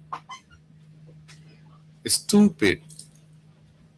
We cannot take that. Absolutely not. This country will never surrender to oppressors. We will never ever do that. The consciousness of the youth of today, the young people of today, will never sit supinely and accept abuses of the 1940s and the 1950s. Right? We will not do that. But look, folks, let me take a phone calls, right? My guest is already here, 0776 104 104 086 500 104 plus 221 86 500 104 are the numbers to call, and you will be live, right? How come? How come the rescue that dance about payroll padding is now doing payroll padding? Good morning. Yeah, good morning. 2 million Felicia. Yeah. Go ahead. You see, what they did yesterday to our brothers, they just showed that the people didn't want for anybody to show their what they're doing in this country. They want for anybody to go out there and tell them. Because I can remember they went on their radio station, Noah South basically, when anything happening, the worker they shouldn't say whether they say it or not, they shouldn't say. So when any bad thing happening in Liberia, we shouldn't talk about it. We should just bring places on there and say, oh, they are doing well. We should put they are not doing. Okay. Morning. Good morning, Abu. Morning. Yeah, I'm calling for justice day. Go ahead. I'm saying Liberia for justice. Go ahead. Thank you very much. I'm not just dropping down. The people don't want to speak. Yesterday, they were calling for job. We have a government official. They said they're doing a percent of party. They added people there. They drink it. They pay people. They don't speak all the one when they kind of be transparent. Where to do? They don't want to speak on it. Danita is not only accused of payroll planning alone, he's also accused of inflating salaries of people and collecting the money later. Good morning. Go ahead. I say it's deep. It's terrible. Justice is chairperson for the concern Librarian for Justice. So people try to make us to know that we know what we're doing. Because people protested yesterday, nobody raised their no. So people protested yesterday and nobody wrote there that people were selling water and food. But today, under the tyrannical regime, people can no longer protest. Okay, thank you very much. Lastly, good morning. Thank you very much. Morning. Thank you. I'm going to Special Mohammed in a part of John Coach with that community, a member of the United States, because they are Liberia for justice. Thank you to the issue. Abu is securing. Security for people who yesterday for women to be chief architects of government. And yesterday for people who prefer to be peace actors in our country who advocate for justice to see their government, like the light of Kofi Walsh, the light of our advocate who was here yesterday, like Gafua, who advocate for good governance, all of them everywhere. Our students have been good governance. It's bad warrior in my mind is that the bad president and tells you that he can't enough the use each other yesterday to Okay. Why should you go after protest? Okay. Thank you very much. Folks, we are about to take our guest. So let me, you know, I told you, see, it's just like some of us, I don't know, but I told you, I say, what you're seeing coming from elements within the government are all, deceptive. I was just telling you about Baka Jaliba and all of them, what they're trying to do in the B Mountain thing, right? The actual minister presiding over the sector, the Mines and Energy Minister, has come in sharp defense of B Mountain. Folks, the Mines Minister has described conversations about the company making billions as garbage. He say, all that thing you're talking, say B Mountain making billions in the country, he say it's garbage in, garbage out. That doesn't consider the company's overhead cost and payment they make to the government. Say all that thing you're talking, that nonsense you're talking, because you're not considering the overhead cost of the company and the money they can pay to government, blah, blah, blah. So that garbage you're talking. The Baka minister said, and not me, I'm just letting you know. So let me go for this break, and then I'll take our dear brother, Brian. He's well seated in our studios already. This break, will be right back.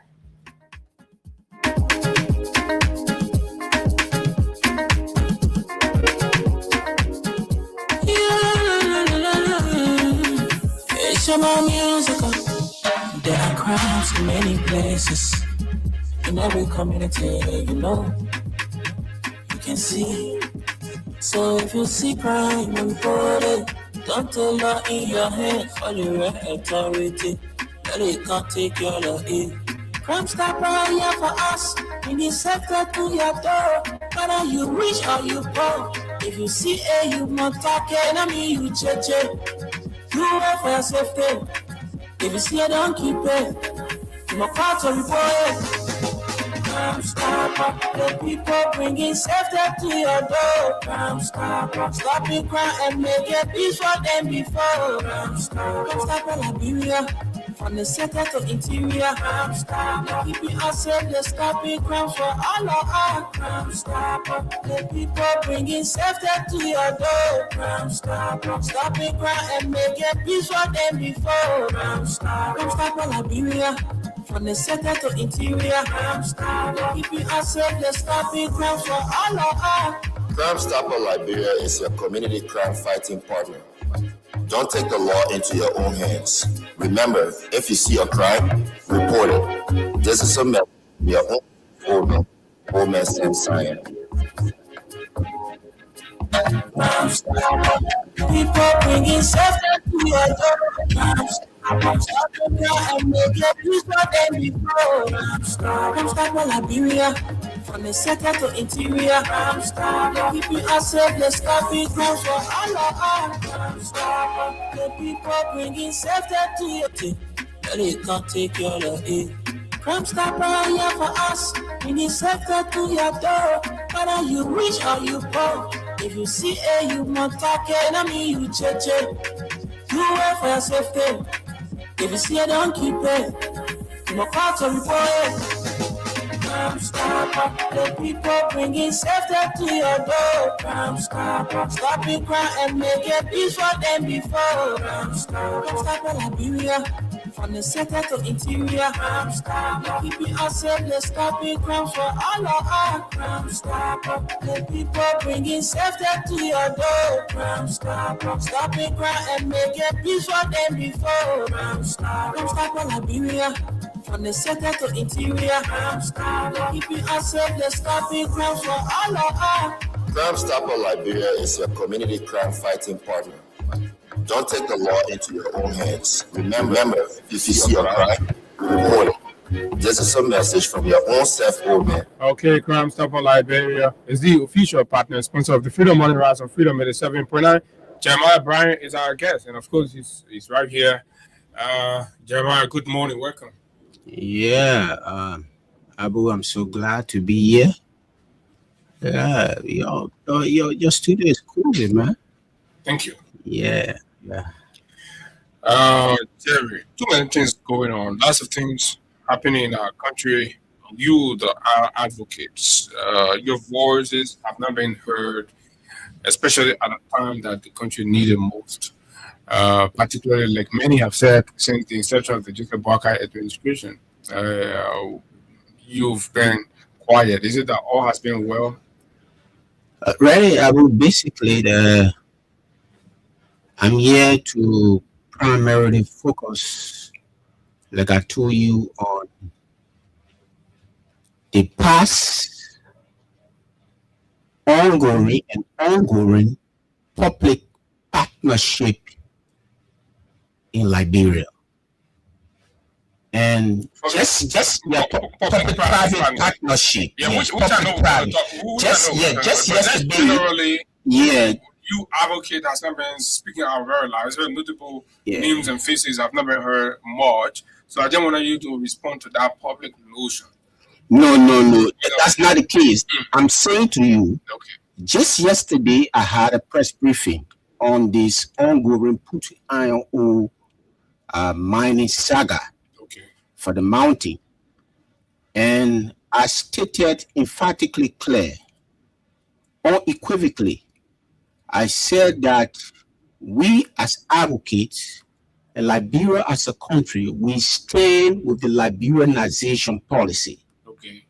That for too long, this policy has been treated as a mere puppet designed on stage for laughter to be created.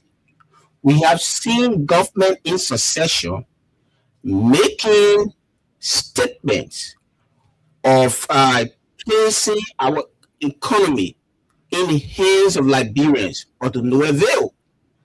And so we as advocates, we need to put our boots on the ground and be overwhelmingly serious to see how our economy can return to Liberians.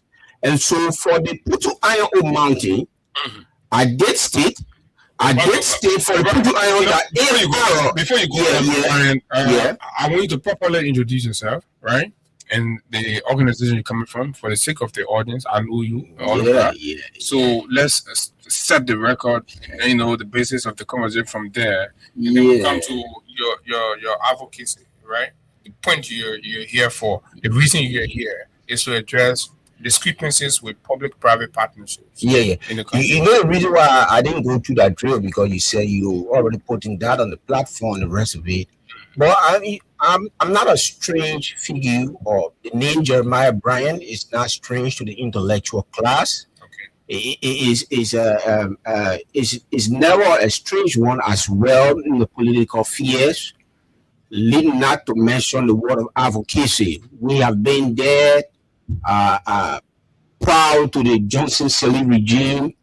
We have been there advocating the Gabriel Bacchus Matthew lecture series, where we operate on a itinerant basis, carrying policymakers, stakeholders, state actors to various environments, like the Clariton, the Dole Community Belt, West Point, Slipway.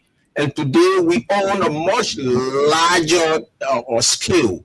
We operate on a much larger scale. We are the publisher of the Liberia Corrupt Politician platform on Facebook. And we have the Good Governance Initiative on X, and also we have the G. Bacchus Matthew Legacy. That's the historical platform there where our origin lies, and we also have it where we publish advocacy. Are you still of G. Bacchus Matthew? Oh yeah, he's the father of multi-party democracy, and I hold him in the strongest and higher esteem. No. What is your admiration for G. Bacchus? He fought for multi-party democracy. Yeah, that's my adoration. That's my admiration for him. He had what we have today, the likes of Unity Party and the abundance of a lot of political parties you see simmering around here. It is because of G. Bacchus Matthew, sweat and blood. You have, I have a large of political parties, and everybody. I mean, To today, the benefit of who? To the benefit of the politicians or the country? It's democracy. I agree, but to the benefit of who? It's democratic. It's democratic. That's why you have to have multiplicity of political parties. Very Some good. of whom purpose is not even Very, clear. very good. Very good. Very good. So I don't want to go down that road. Okay. I want to go and create it. Let's go to this public-private partnership. Okay, so let's talk about that. That's what you're here. Yeah. I want to go. What is it? What is it about public-private partnership, and what is concerning to you about it? Yeah, if I draw you to the historicity, I may not have ample time to deal with all of them. Be succinct. Yeah, very succinct. So I will look at this MRO, and when I sat out there waiting you, I heard you make mention of Prince Arthur Easy. Just yesterday, I wrote the president. I wrote a letter of petition to the president yesterday to delve into the 2005 acquisition of Arthur Easy Oil Black. He got during President Stanley regime, and that is based on the transparency and how he got it through the independent investigation I want the president to commission. And we're going to, the Liberian populace will have a clue, because I did state in my letter that from the narrative of how Easy got those All Black, it raises suspicion of the recent ongoing accusation of the $800 million invested for the additional 4 All Black he just acquired. And so we want the first one to be investigated. How he got the first one. Yeah, how he got the first one during the Johnson Stanley regime. And raising concern about the acquisition of the new. It raises suspicion. Yeah, for the narrative, how the story was told, how he got those. How was the story told? The story was, well, I mean, it is of such that there were some sort of bribery through it's international. It's international. Our regulatory, our men at the legislature for that thing to go 5G, I can say 4G for the past 5G, and that was that was fueled, that funding was fueled through East International to settle our money so we can go through that. How for the recent acquisition? No, the 2005 on the Malan Salim.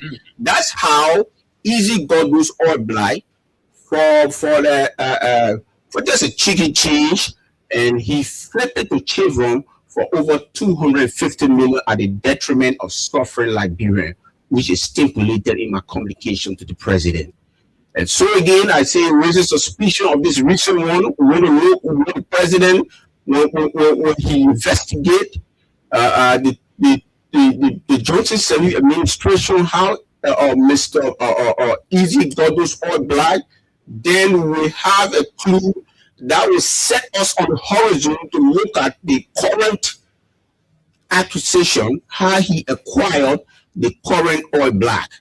That's one of my concerns. There were a lot of reports that Arthur Easy in his Toronto has got no technical capacity, no technical know-how, expertise, what have you. But yet the government has elected to continue with the seals. You see, I have come to term of recent that they have a new law have been introduced, whether when the lessons is given for exploration, that even when you acquire the lesson for exploration, and you don't have the technical capacity to explore, and you flip, there will still be fees paid to government revenue.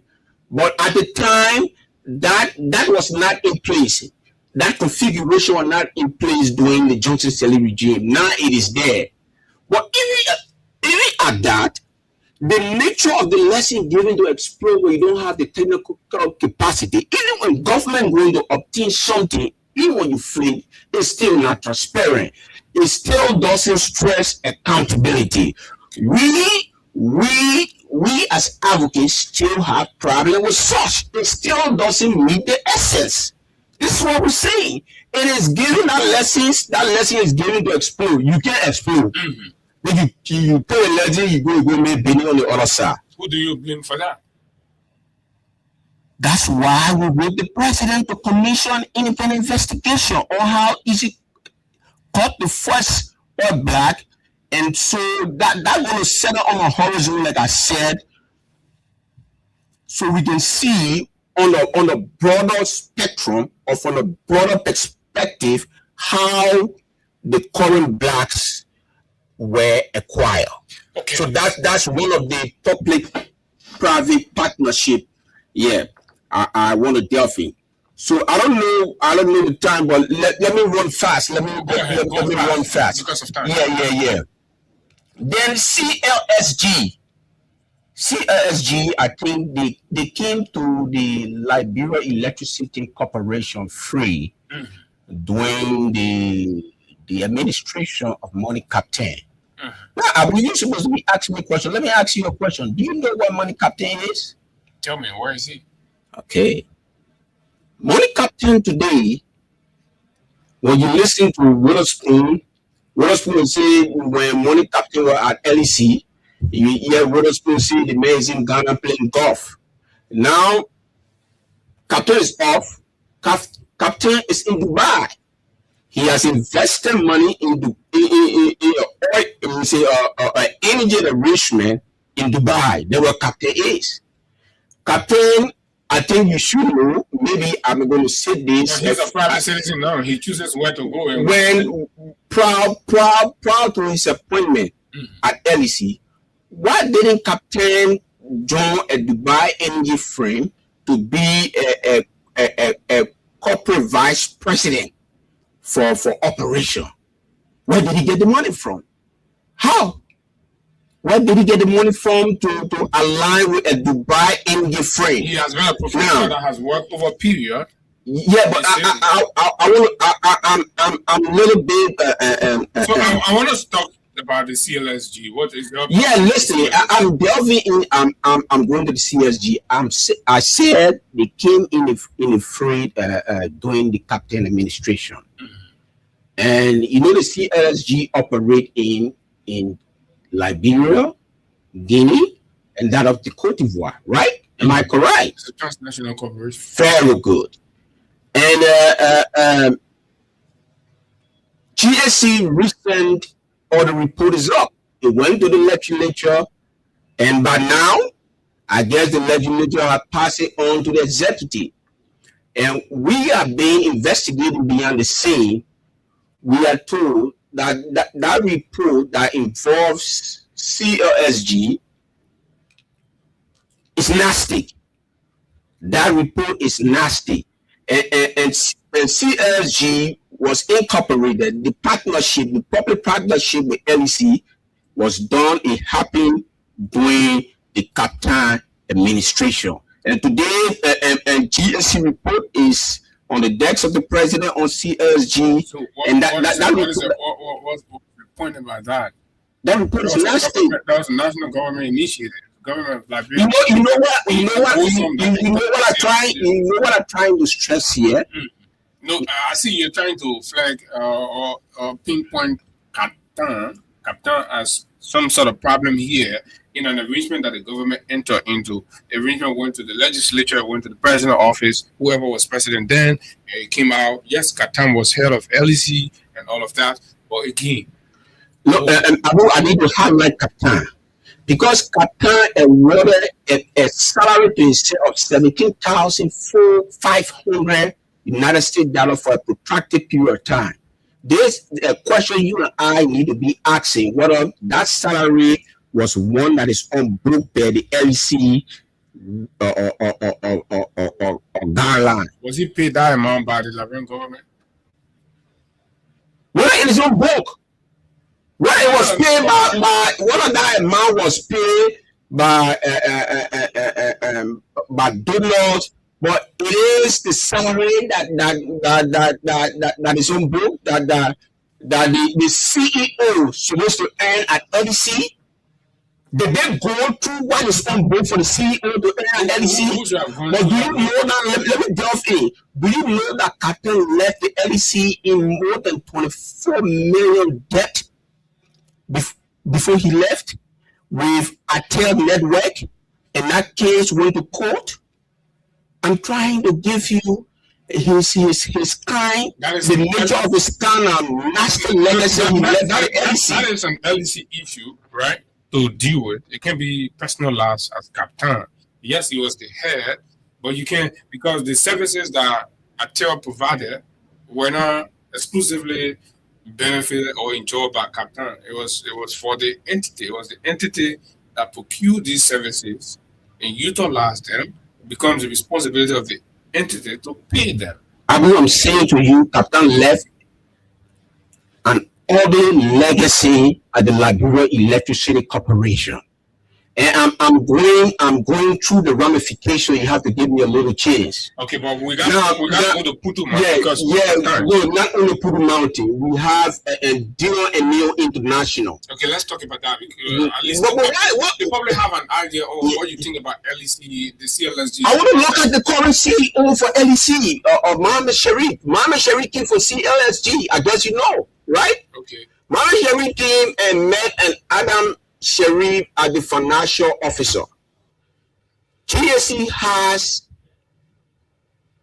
a staunch, relevant issue with Adam Sharif financial. Do you have the GSC report? What I have it? Do you have a copy? It's all online. So do you have it? It is up, Abu. Do you have it? I'm going to publish it on my page. Do you have it now? Can you make it available? I'm going to publish it on my page, and you're going to get it from my page. Okay, so let's go to the next point, because I was saying taking calls. You don't have the luxury of time to, so just like I said, be succinct on each of the talking points. Okay, let's look at NASCOP. NASCOP, for too long, the National Social Security and Welfare Corporation. You mentioned what other name before NASCOP? I'm talking about Neo and Dino International. That's the public-private partnership with NASCOP. Okay. Yeah. And NASCOP has been vicious as an entity that throws money where we see our people on the streets, they throw the money through the window. Yeah, these are wild allegations. No, these are wild everywhere. It is everywhere. Everywhere. There's no substantive. No, 1 minute. Very much substantive. Why would you say that? I don't know. We were here, and people. Why would you say that? People claim that former finance minister and others, right, gave money to money changers and became so people passing around. These are orthodox, allegations and stuff about things happening. So to say throwing money out is something you just say, but at this level, you want to make sure that we're seeing things, we're having conversations that are evidence based. But just look, Abu, just recently, proud to President Broga inauguration, from going through money through the window to buy the zero cars for the president inauguration. Is that what I'm trying to exemplify here? So just how you beat a drum, the half a million, this is it. Who voted for the money? Who voted for the money? That's in the cycle of the president. That in the cycle, I'm not going to get involved in the name calling here. I'm saying that the president from going through money through the window, and because of that, he brought an ill-fated fly-by-night Neo and Deal International that literally or relatively NASCO down. The NASCO is not as active as the NASCO we know. How the New Deal book? New Deal International, but New Deal International, you should know, Abu. They are like financial tax audit arrangement. They have that capacity for such. They balance the book, like we do down the line what you call bookkeeping. So that they are a good organization. Wait. When I say they balance the book, I'm talking about the issue of bookkeeping. When you got good organization, we are doing good organization. I think the people literally they broke the NASCO down. They connive with the administration of Fambuni. Today, you have millions of dollars went through the windows of NASCO. Then you say we are doing that good organization. How? It's one thing to say they connive with the TSC get an audit. That audit is on the president's desk. The president yet to visit such. So what did the GSC audit say? The new partnership with NASCO was not well off. They were not well to do. They did not do the services they were paid for. They didn't render the services well. Instead, the services were. What are some of these services? I said to balance the financial record of NASCO. Okay, so the GSC, according to you, the GSC said that NED did not perform the service of balancing the book and the financial record of NASCO. Of course, that is before the president. Millions of dollars went through the window that DOD cannot account for one the services the services were paid for to run up the balance social record. What are you recommending? I'm saying to you that other report is on the decks of the president, and what happens, Abu? What happens to New Deal International? Now, let me hypothetical that NASCO or the oil report will one day, somehow, down the line be dealt with. But what happened to this New Deal International?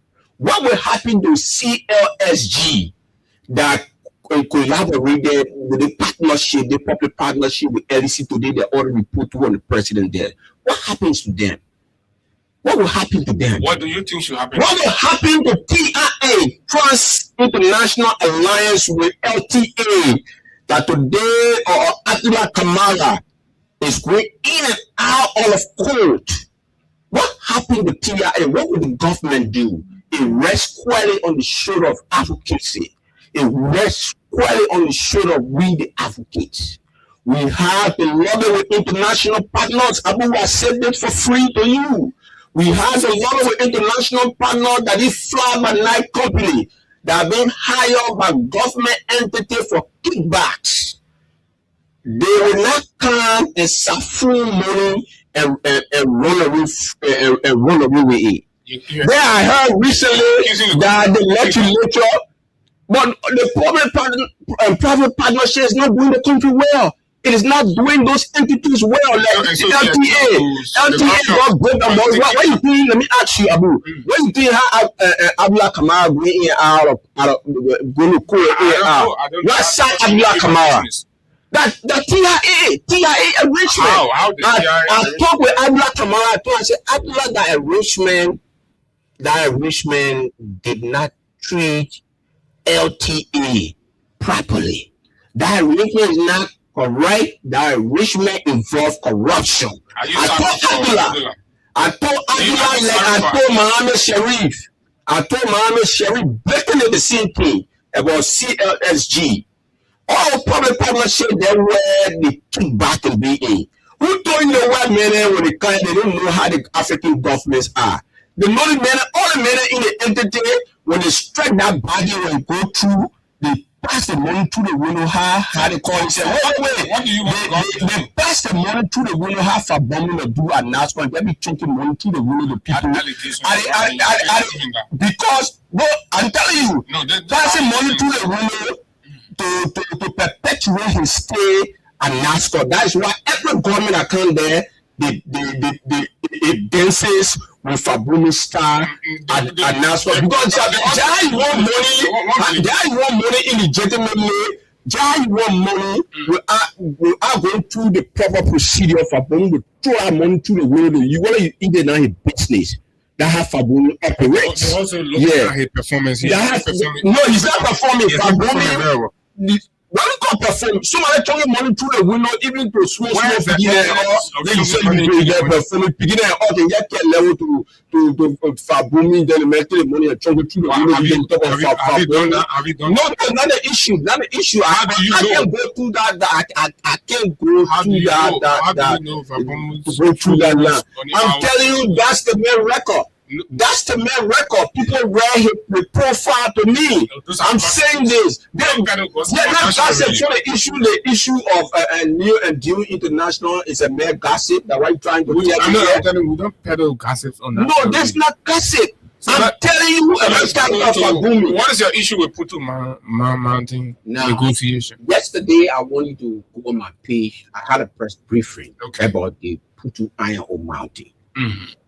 And like I said, Abu, we stand with the liberalization policy.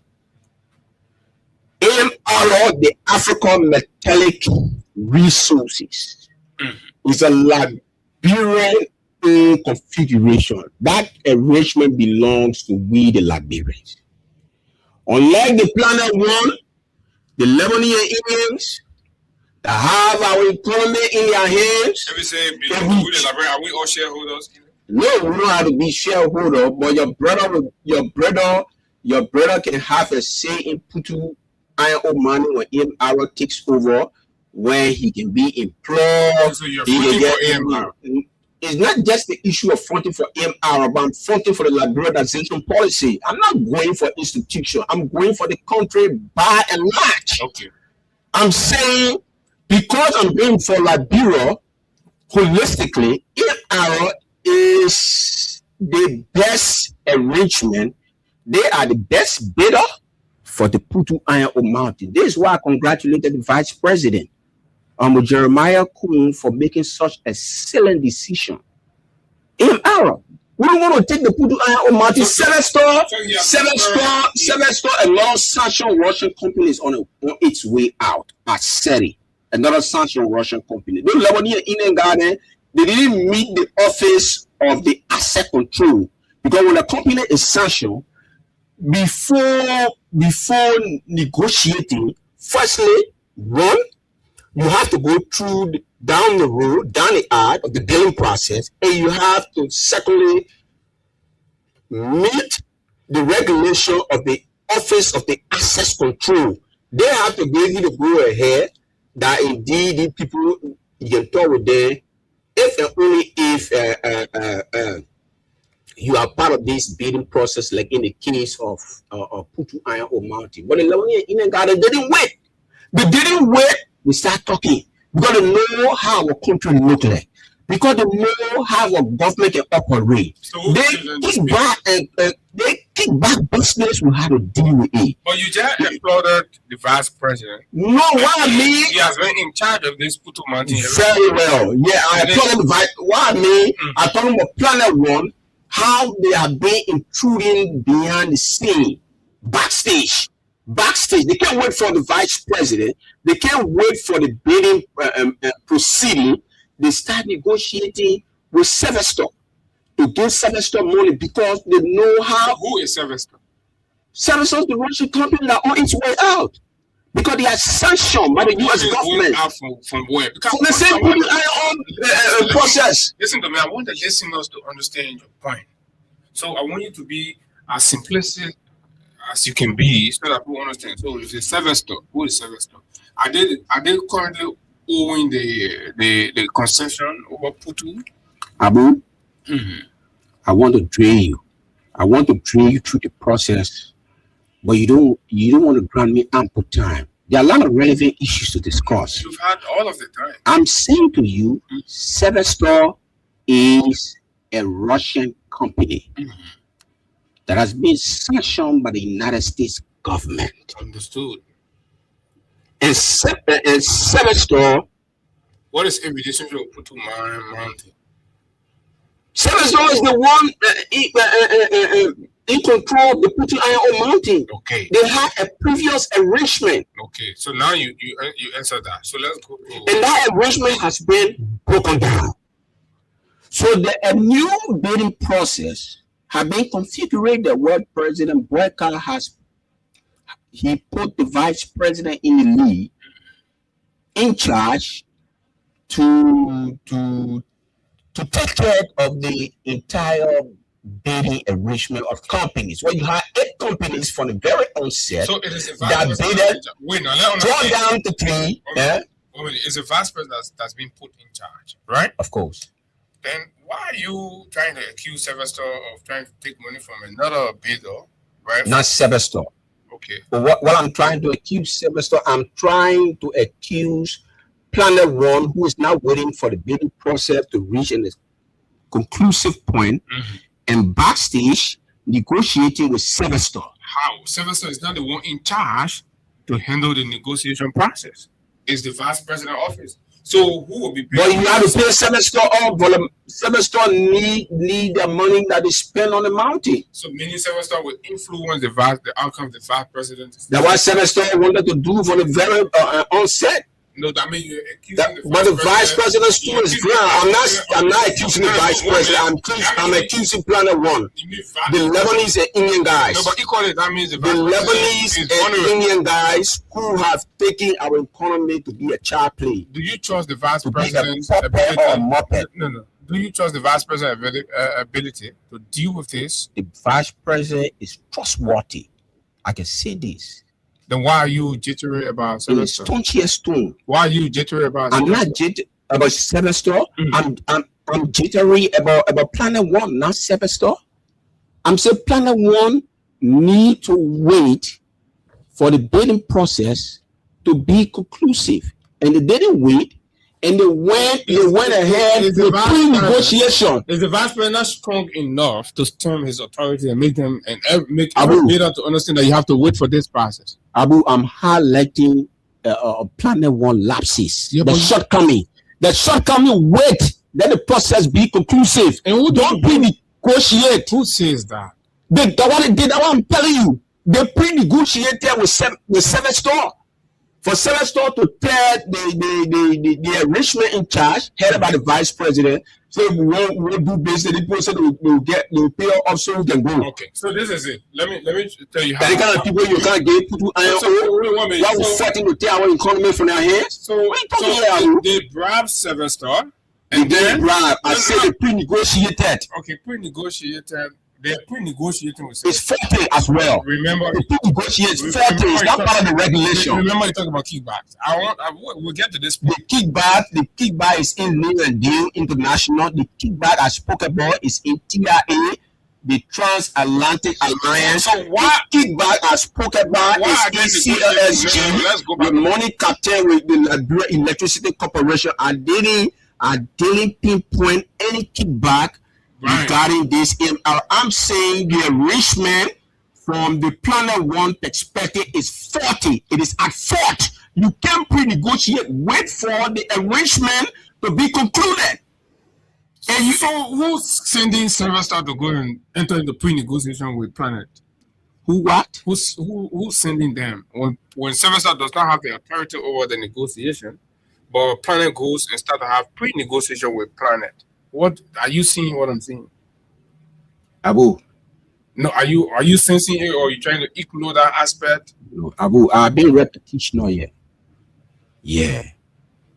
I want us to understand each other, right? So Planet is, a potential. It's the 40 bidder. party. It's a potential bidder. It's the That's not my 40 choice. party. That's not my choice, right? Yeah. It's a potential bidder in the process. The But then- pre-negotiation is not part of the pre-negotiation is not part of the regulation. 1 minute. So they identify Sylvester and start to pre-negotiate, and for Yeah. whatever agreement that they will have in that pre-negotiation to hold water, Sylvester will have to deal with the vice president that's in Yeah. charge, Yeah. right? Yeah. So that means the risks of Planet corrupting Sylvester, right, says Yeah. that whatever corruption that will happen will have to be approved by the vice president. The very vice president that you're trying to defend and trying to say he's good, he can handle this matter. That's why So you I applauded the vice president. I said he stood his ground. How did he?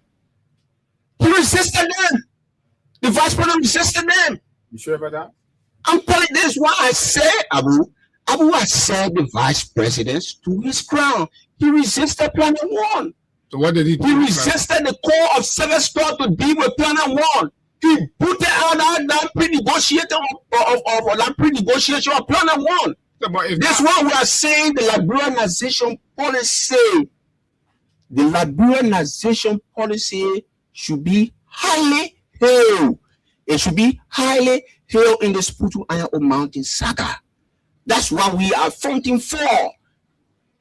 The liberalization policy. I'm not just. we give you healing and shielding corruption. No, there's no corruption in source.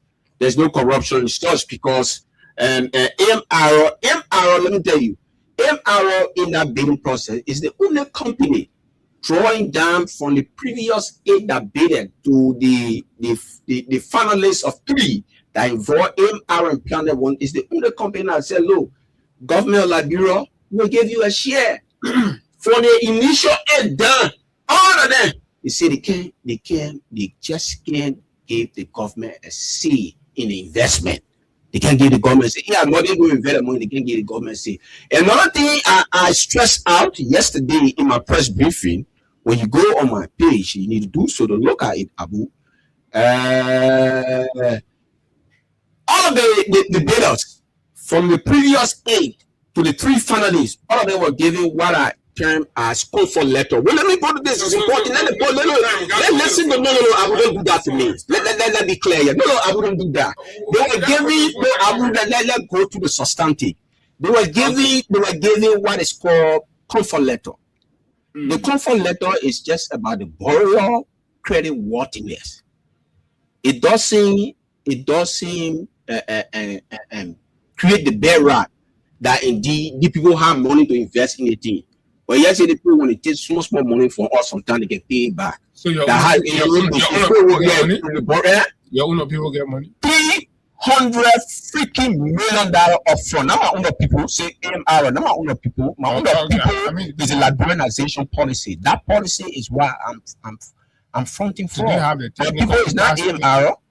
What? No, they're a private company. Do they have the technical? But nobody. I said nobody can invest in any investment like this flipper called After Easy. Nobody can invest in any investment with money on a share. You can invest it at keeping the money in my core, in my room. You say they get $300 freaking million. Pay the guarantee letter given to them for a renowned African bank on the continent where we are. They gave you a guaranteed letter that if people got $300 million up front, $300 million to invest.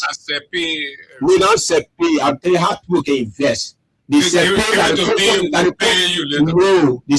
the comfort letter. You give Pudu to them. No. It won't be returned. They say pay that the comfort letter. Who the people can't take me and Kenny from here, then they can't pay our money later. That the comfort letter. They can't put the Kenny for free. They can get money. Yeah. But the guarantee letter is almost like a bond asset in the bank. $300 million will give the people to invest in Putu Iron Ore Mountain. That's seriousness. Nigerians are listening, some Easterners are listening, Liberians are listening. So let's hear what they think about these advocacy, in as much as Brian did not speak much about community benefits and all that. Comparative analysis between the bidders. No, 0776 104 104 086 500 104 plus 221 86 500 104 are the numbers to call. We can take like 2-3 calls because of time, and Brian will give us the parting comment. Then we'll call it a day. 0776 104 104 086 500 104 are the numbers to call.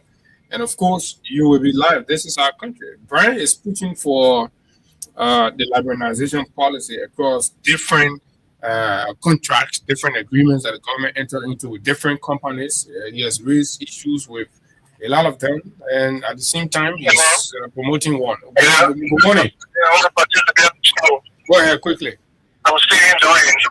The first thing my observation from the line is the vice president is secondly interested in one of those companies. On the LSC issue, the captain is aware at LSC. So let us wait. After this meeting, if you want, Shelly was able to the record you will listen. If Okay, thank you. Thank you very much. Good morning. Good morning. Good morning. Morning. Go ahead. I've been following the program. I want to come home with this order. I'm thinking driver, right? Mm-hmm. I think he has a lot of interest in our president, and he's trying to quote unquote run his propaganda in favor of the vice president and demonizing those companies or institutions. We need to be strict and clear. There are things that go on in our country that are off the book. And we have people like the vice president, finance minister, all of them that they are watching and looking. You understand? So we should kind of play, look at journalism. So Okay, all right. Thank you very much. Good morning. Yeah, good morning, Morning. Yeah, good morning to your studio guest. Mm-hmm. The nation's capital, Joseph T.T. Barkley. Go ahead, Joseph. The citizens to show the other police on the future effort for the job you do, thanks to the studio guest. But for the record, the vice president has been and is a businessman. They are not changed. So, everything has to do with profiting. That's why the vice president says yes. Okay, thank you very much. Good morning. Second to the last caller. Yes, good morning, sir. Morning. Okay, my contribution to the program is the gathering or institution PML is like the one to be preferred for the put money in Prince County. Now, that student guest, what you failed to have done was to bring all of the required information concerning these institutions, to bring it to you so that when you print you those information so that the message could be properly sent out. But he didn't do that. But actually the deal is actually good for us as Liberians. That's my contribution. Okay, thank you very much. Then we'll take one final one, and then of course Brian will give us his reactions and his pattern comment as time is fast spent. But Brian, listen to the callers. Abu, let me say this. Let me be clear here. Yeah, I want to be very much clear here. If your show was a clowning one where you have puppet, I will start laughing. Yeah. For one to call, you bring a meeting and say the vice president, my man, I don't know from where you come. No, but you provide. Wait. That's what you have to do. I expected you to tell you. You know what I expected you to tell me? Let me say that. This is President Boyka regime, right? If the vice president was my man, I would write the president such a letter to delve into action. Easy. And my man would tell me, my man not ready to that thing. That's the common logic. Okay, so people, if you're not listening, if you don't have good listening here, don't be a line for us to come, to create side attraction for the real issue. Okay. No, that's side attraction. What do you mean the vice president, my man? I'm stressing the significance of the liberalization policy. Okay. Then another caller saying, I'm going for one of those companies. I'm saying liberalization policy, then you say one of those companies. What you call one of those companies? The liberalization policy, MRO, the African Metallic Resources, is a Liberian arrangement. Okay. So why you call because they are Liberian? You see these guys there, they use. Well, let me say something. More people. Let me wrap up. I come lastly here. They used to that culture of supporting the Indians and Lebanese to strangulate and nose pull us because they are happening for a protracted period of time. So they are accustomed to such. But it will take us to put our boots on the ground. We had to stay firm. We had to be unbending.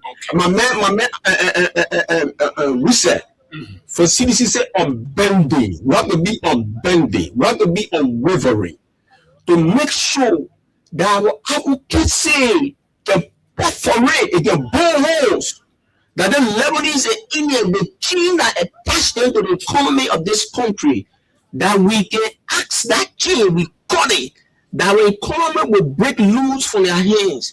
That we Liberian, like I said, the floodgate might open when MR takes over the Putu Iron Ore Mountain. Abu, Thank you very much. you have to, the people have to be listening clearly here. So I want to say thank you for your time, Abu. I look forward, my man, you're still good, man.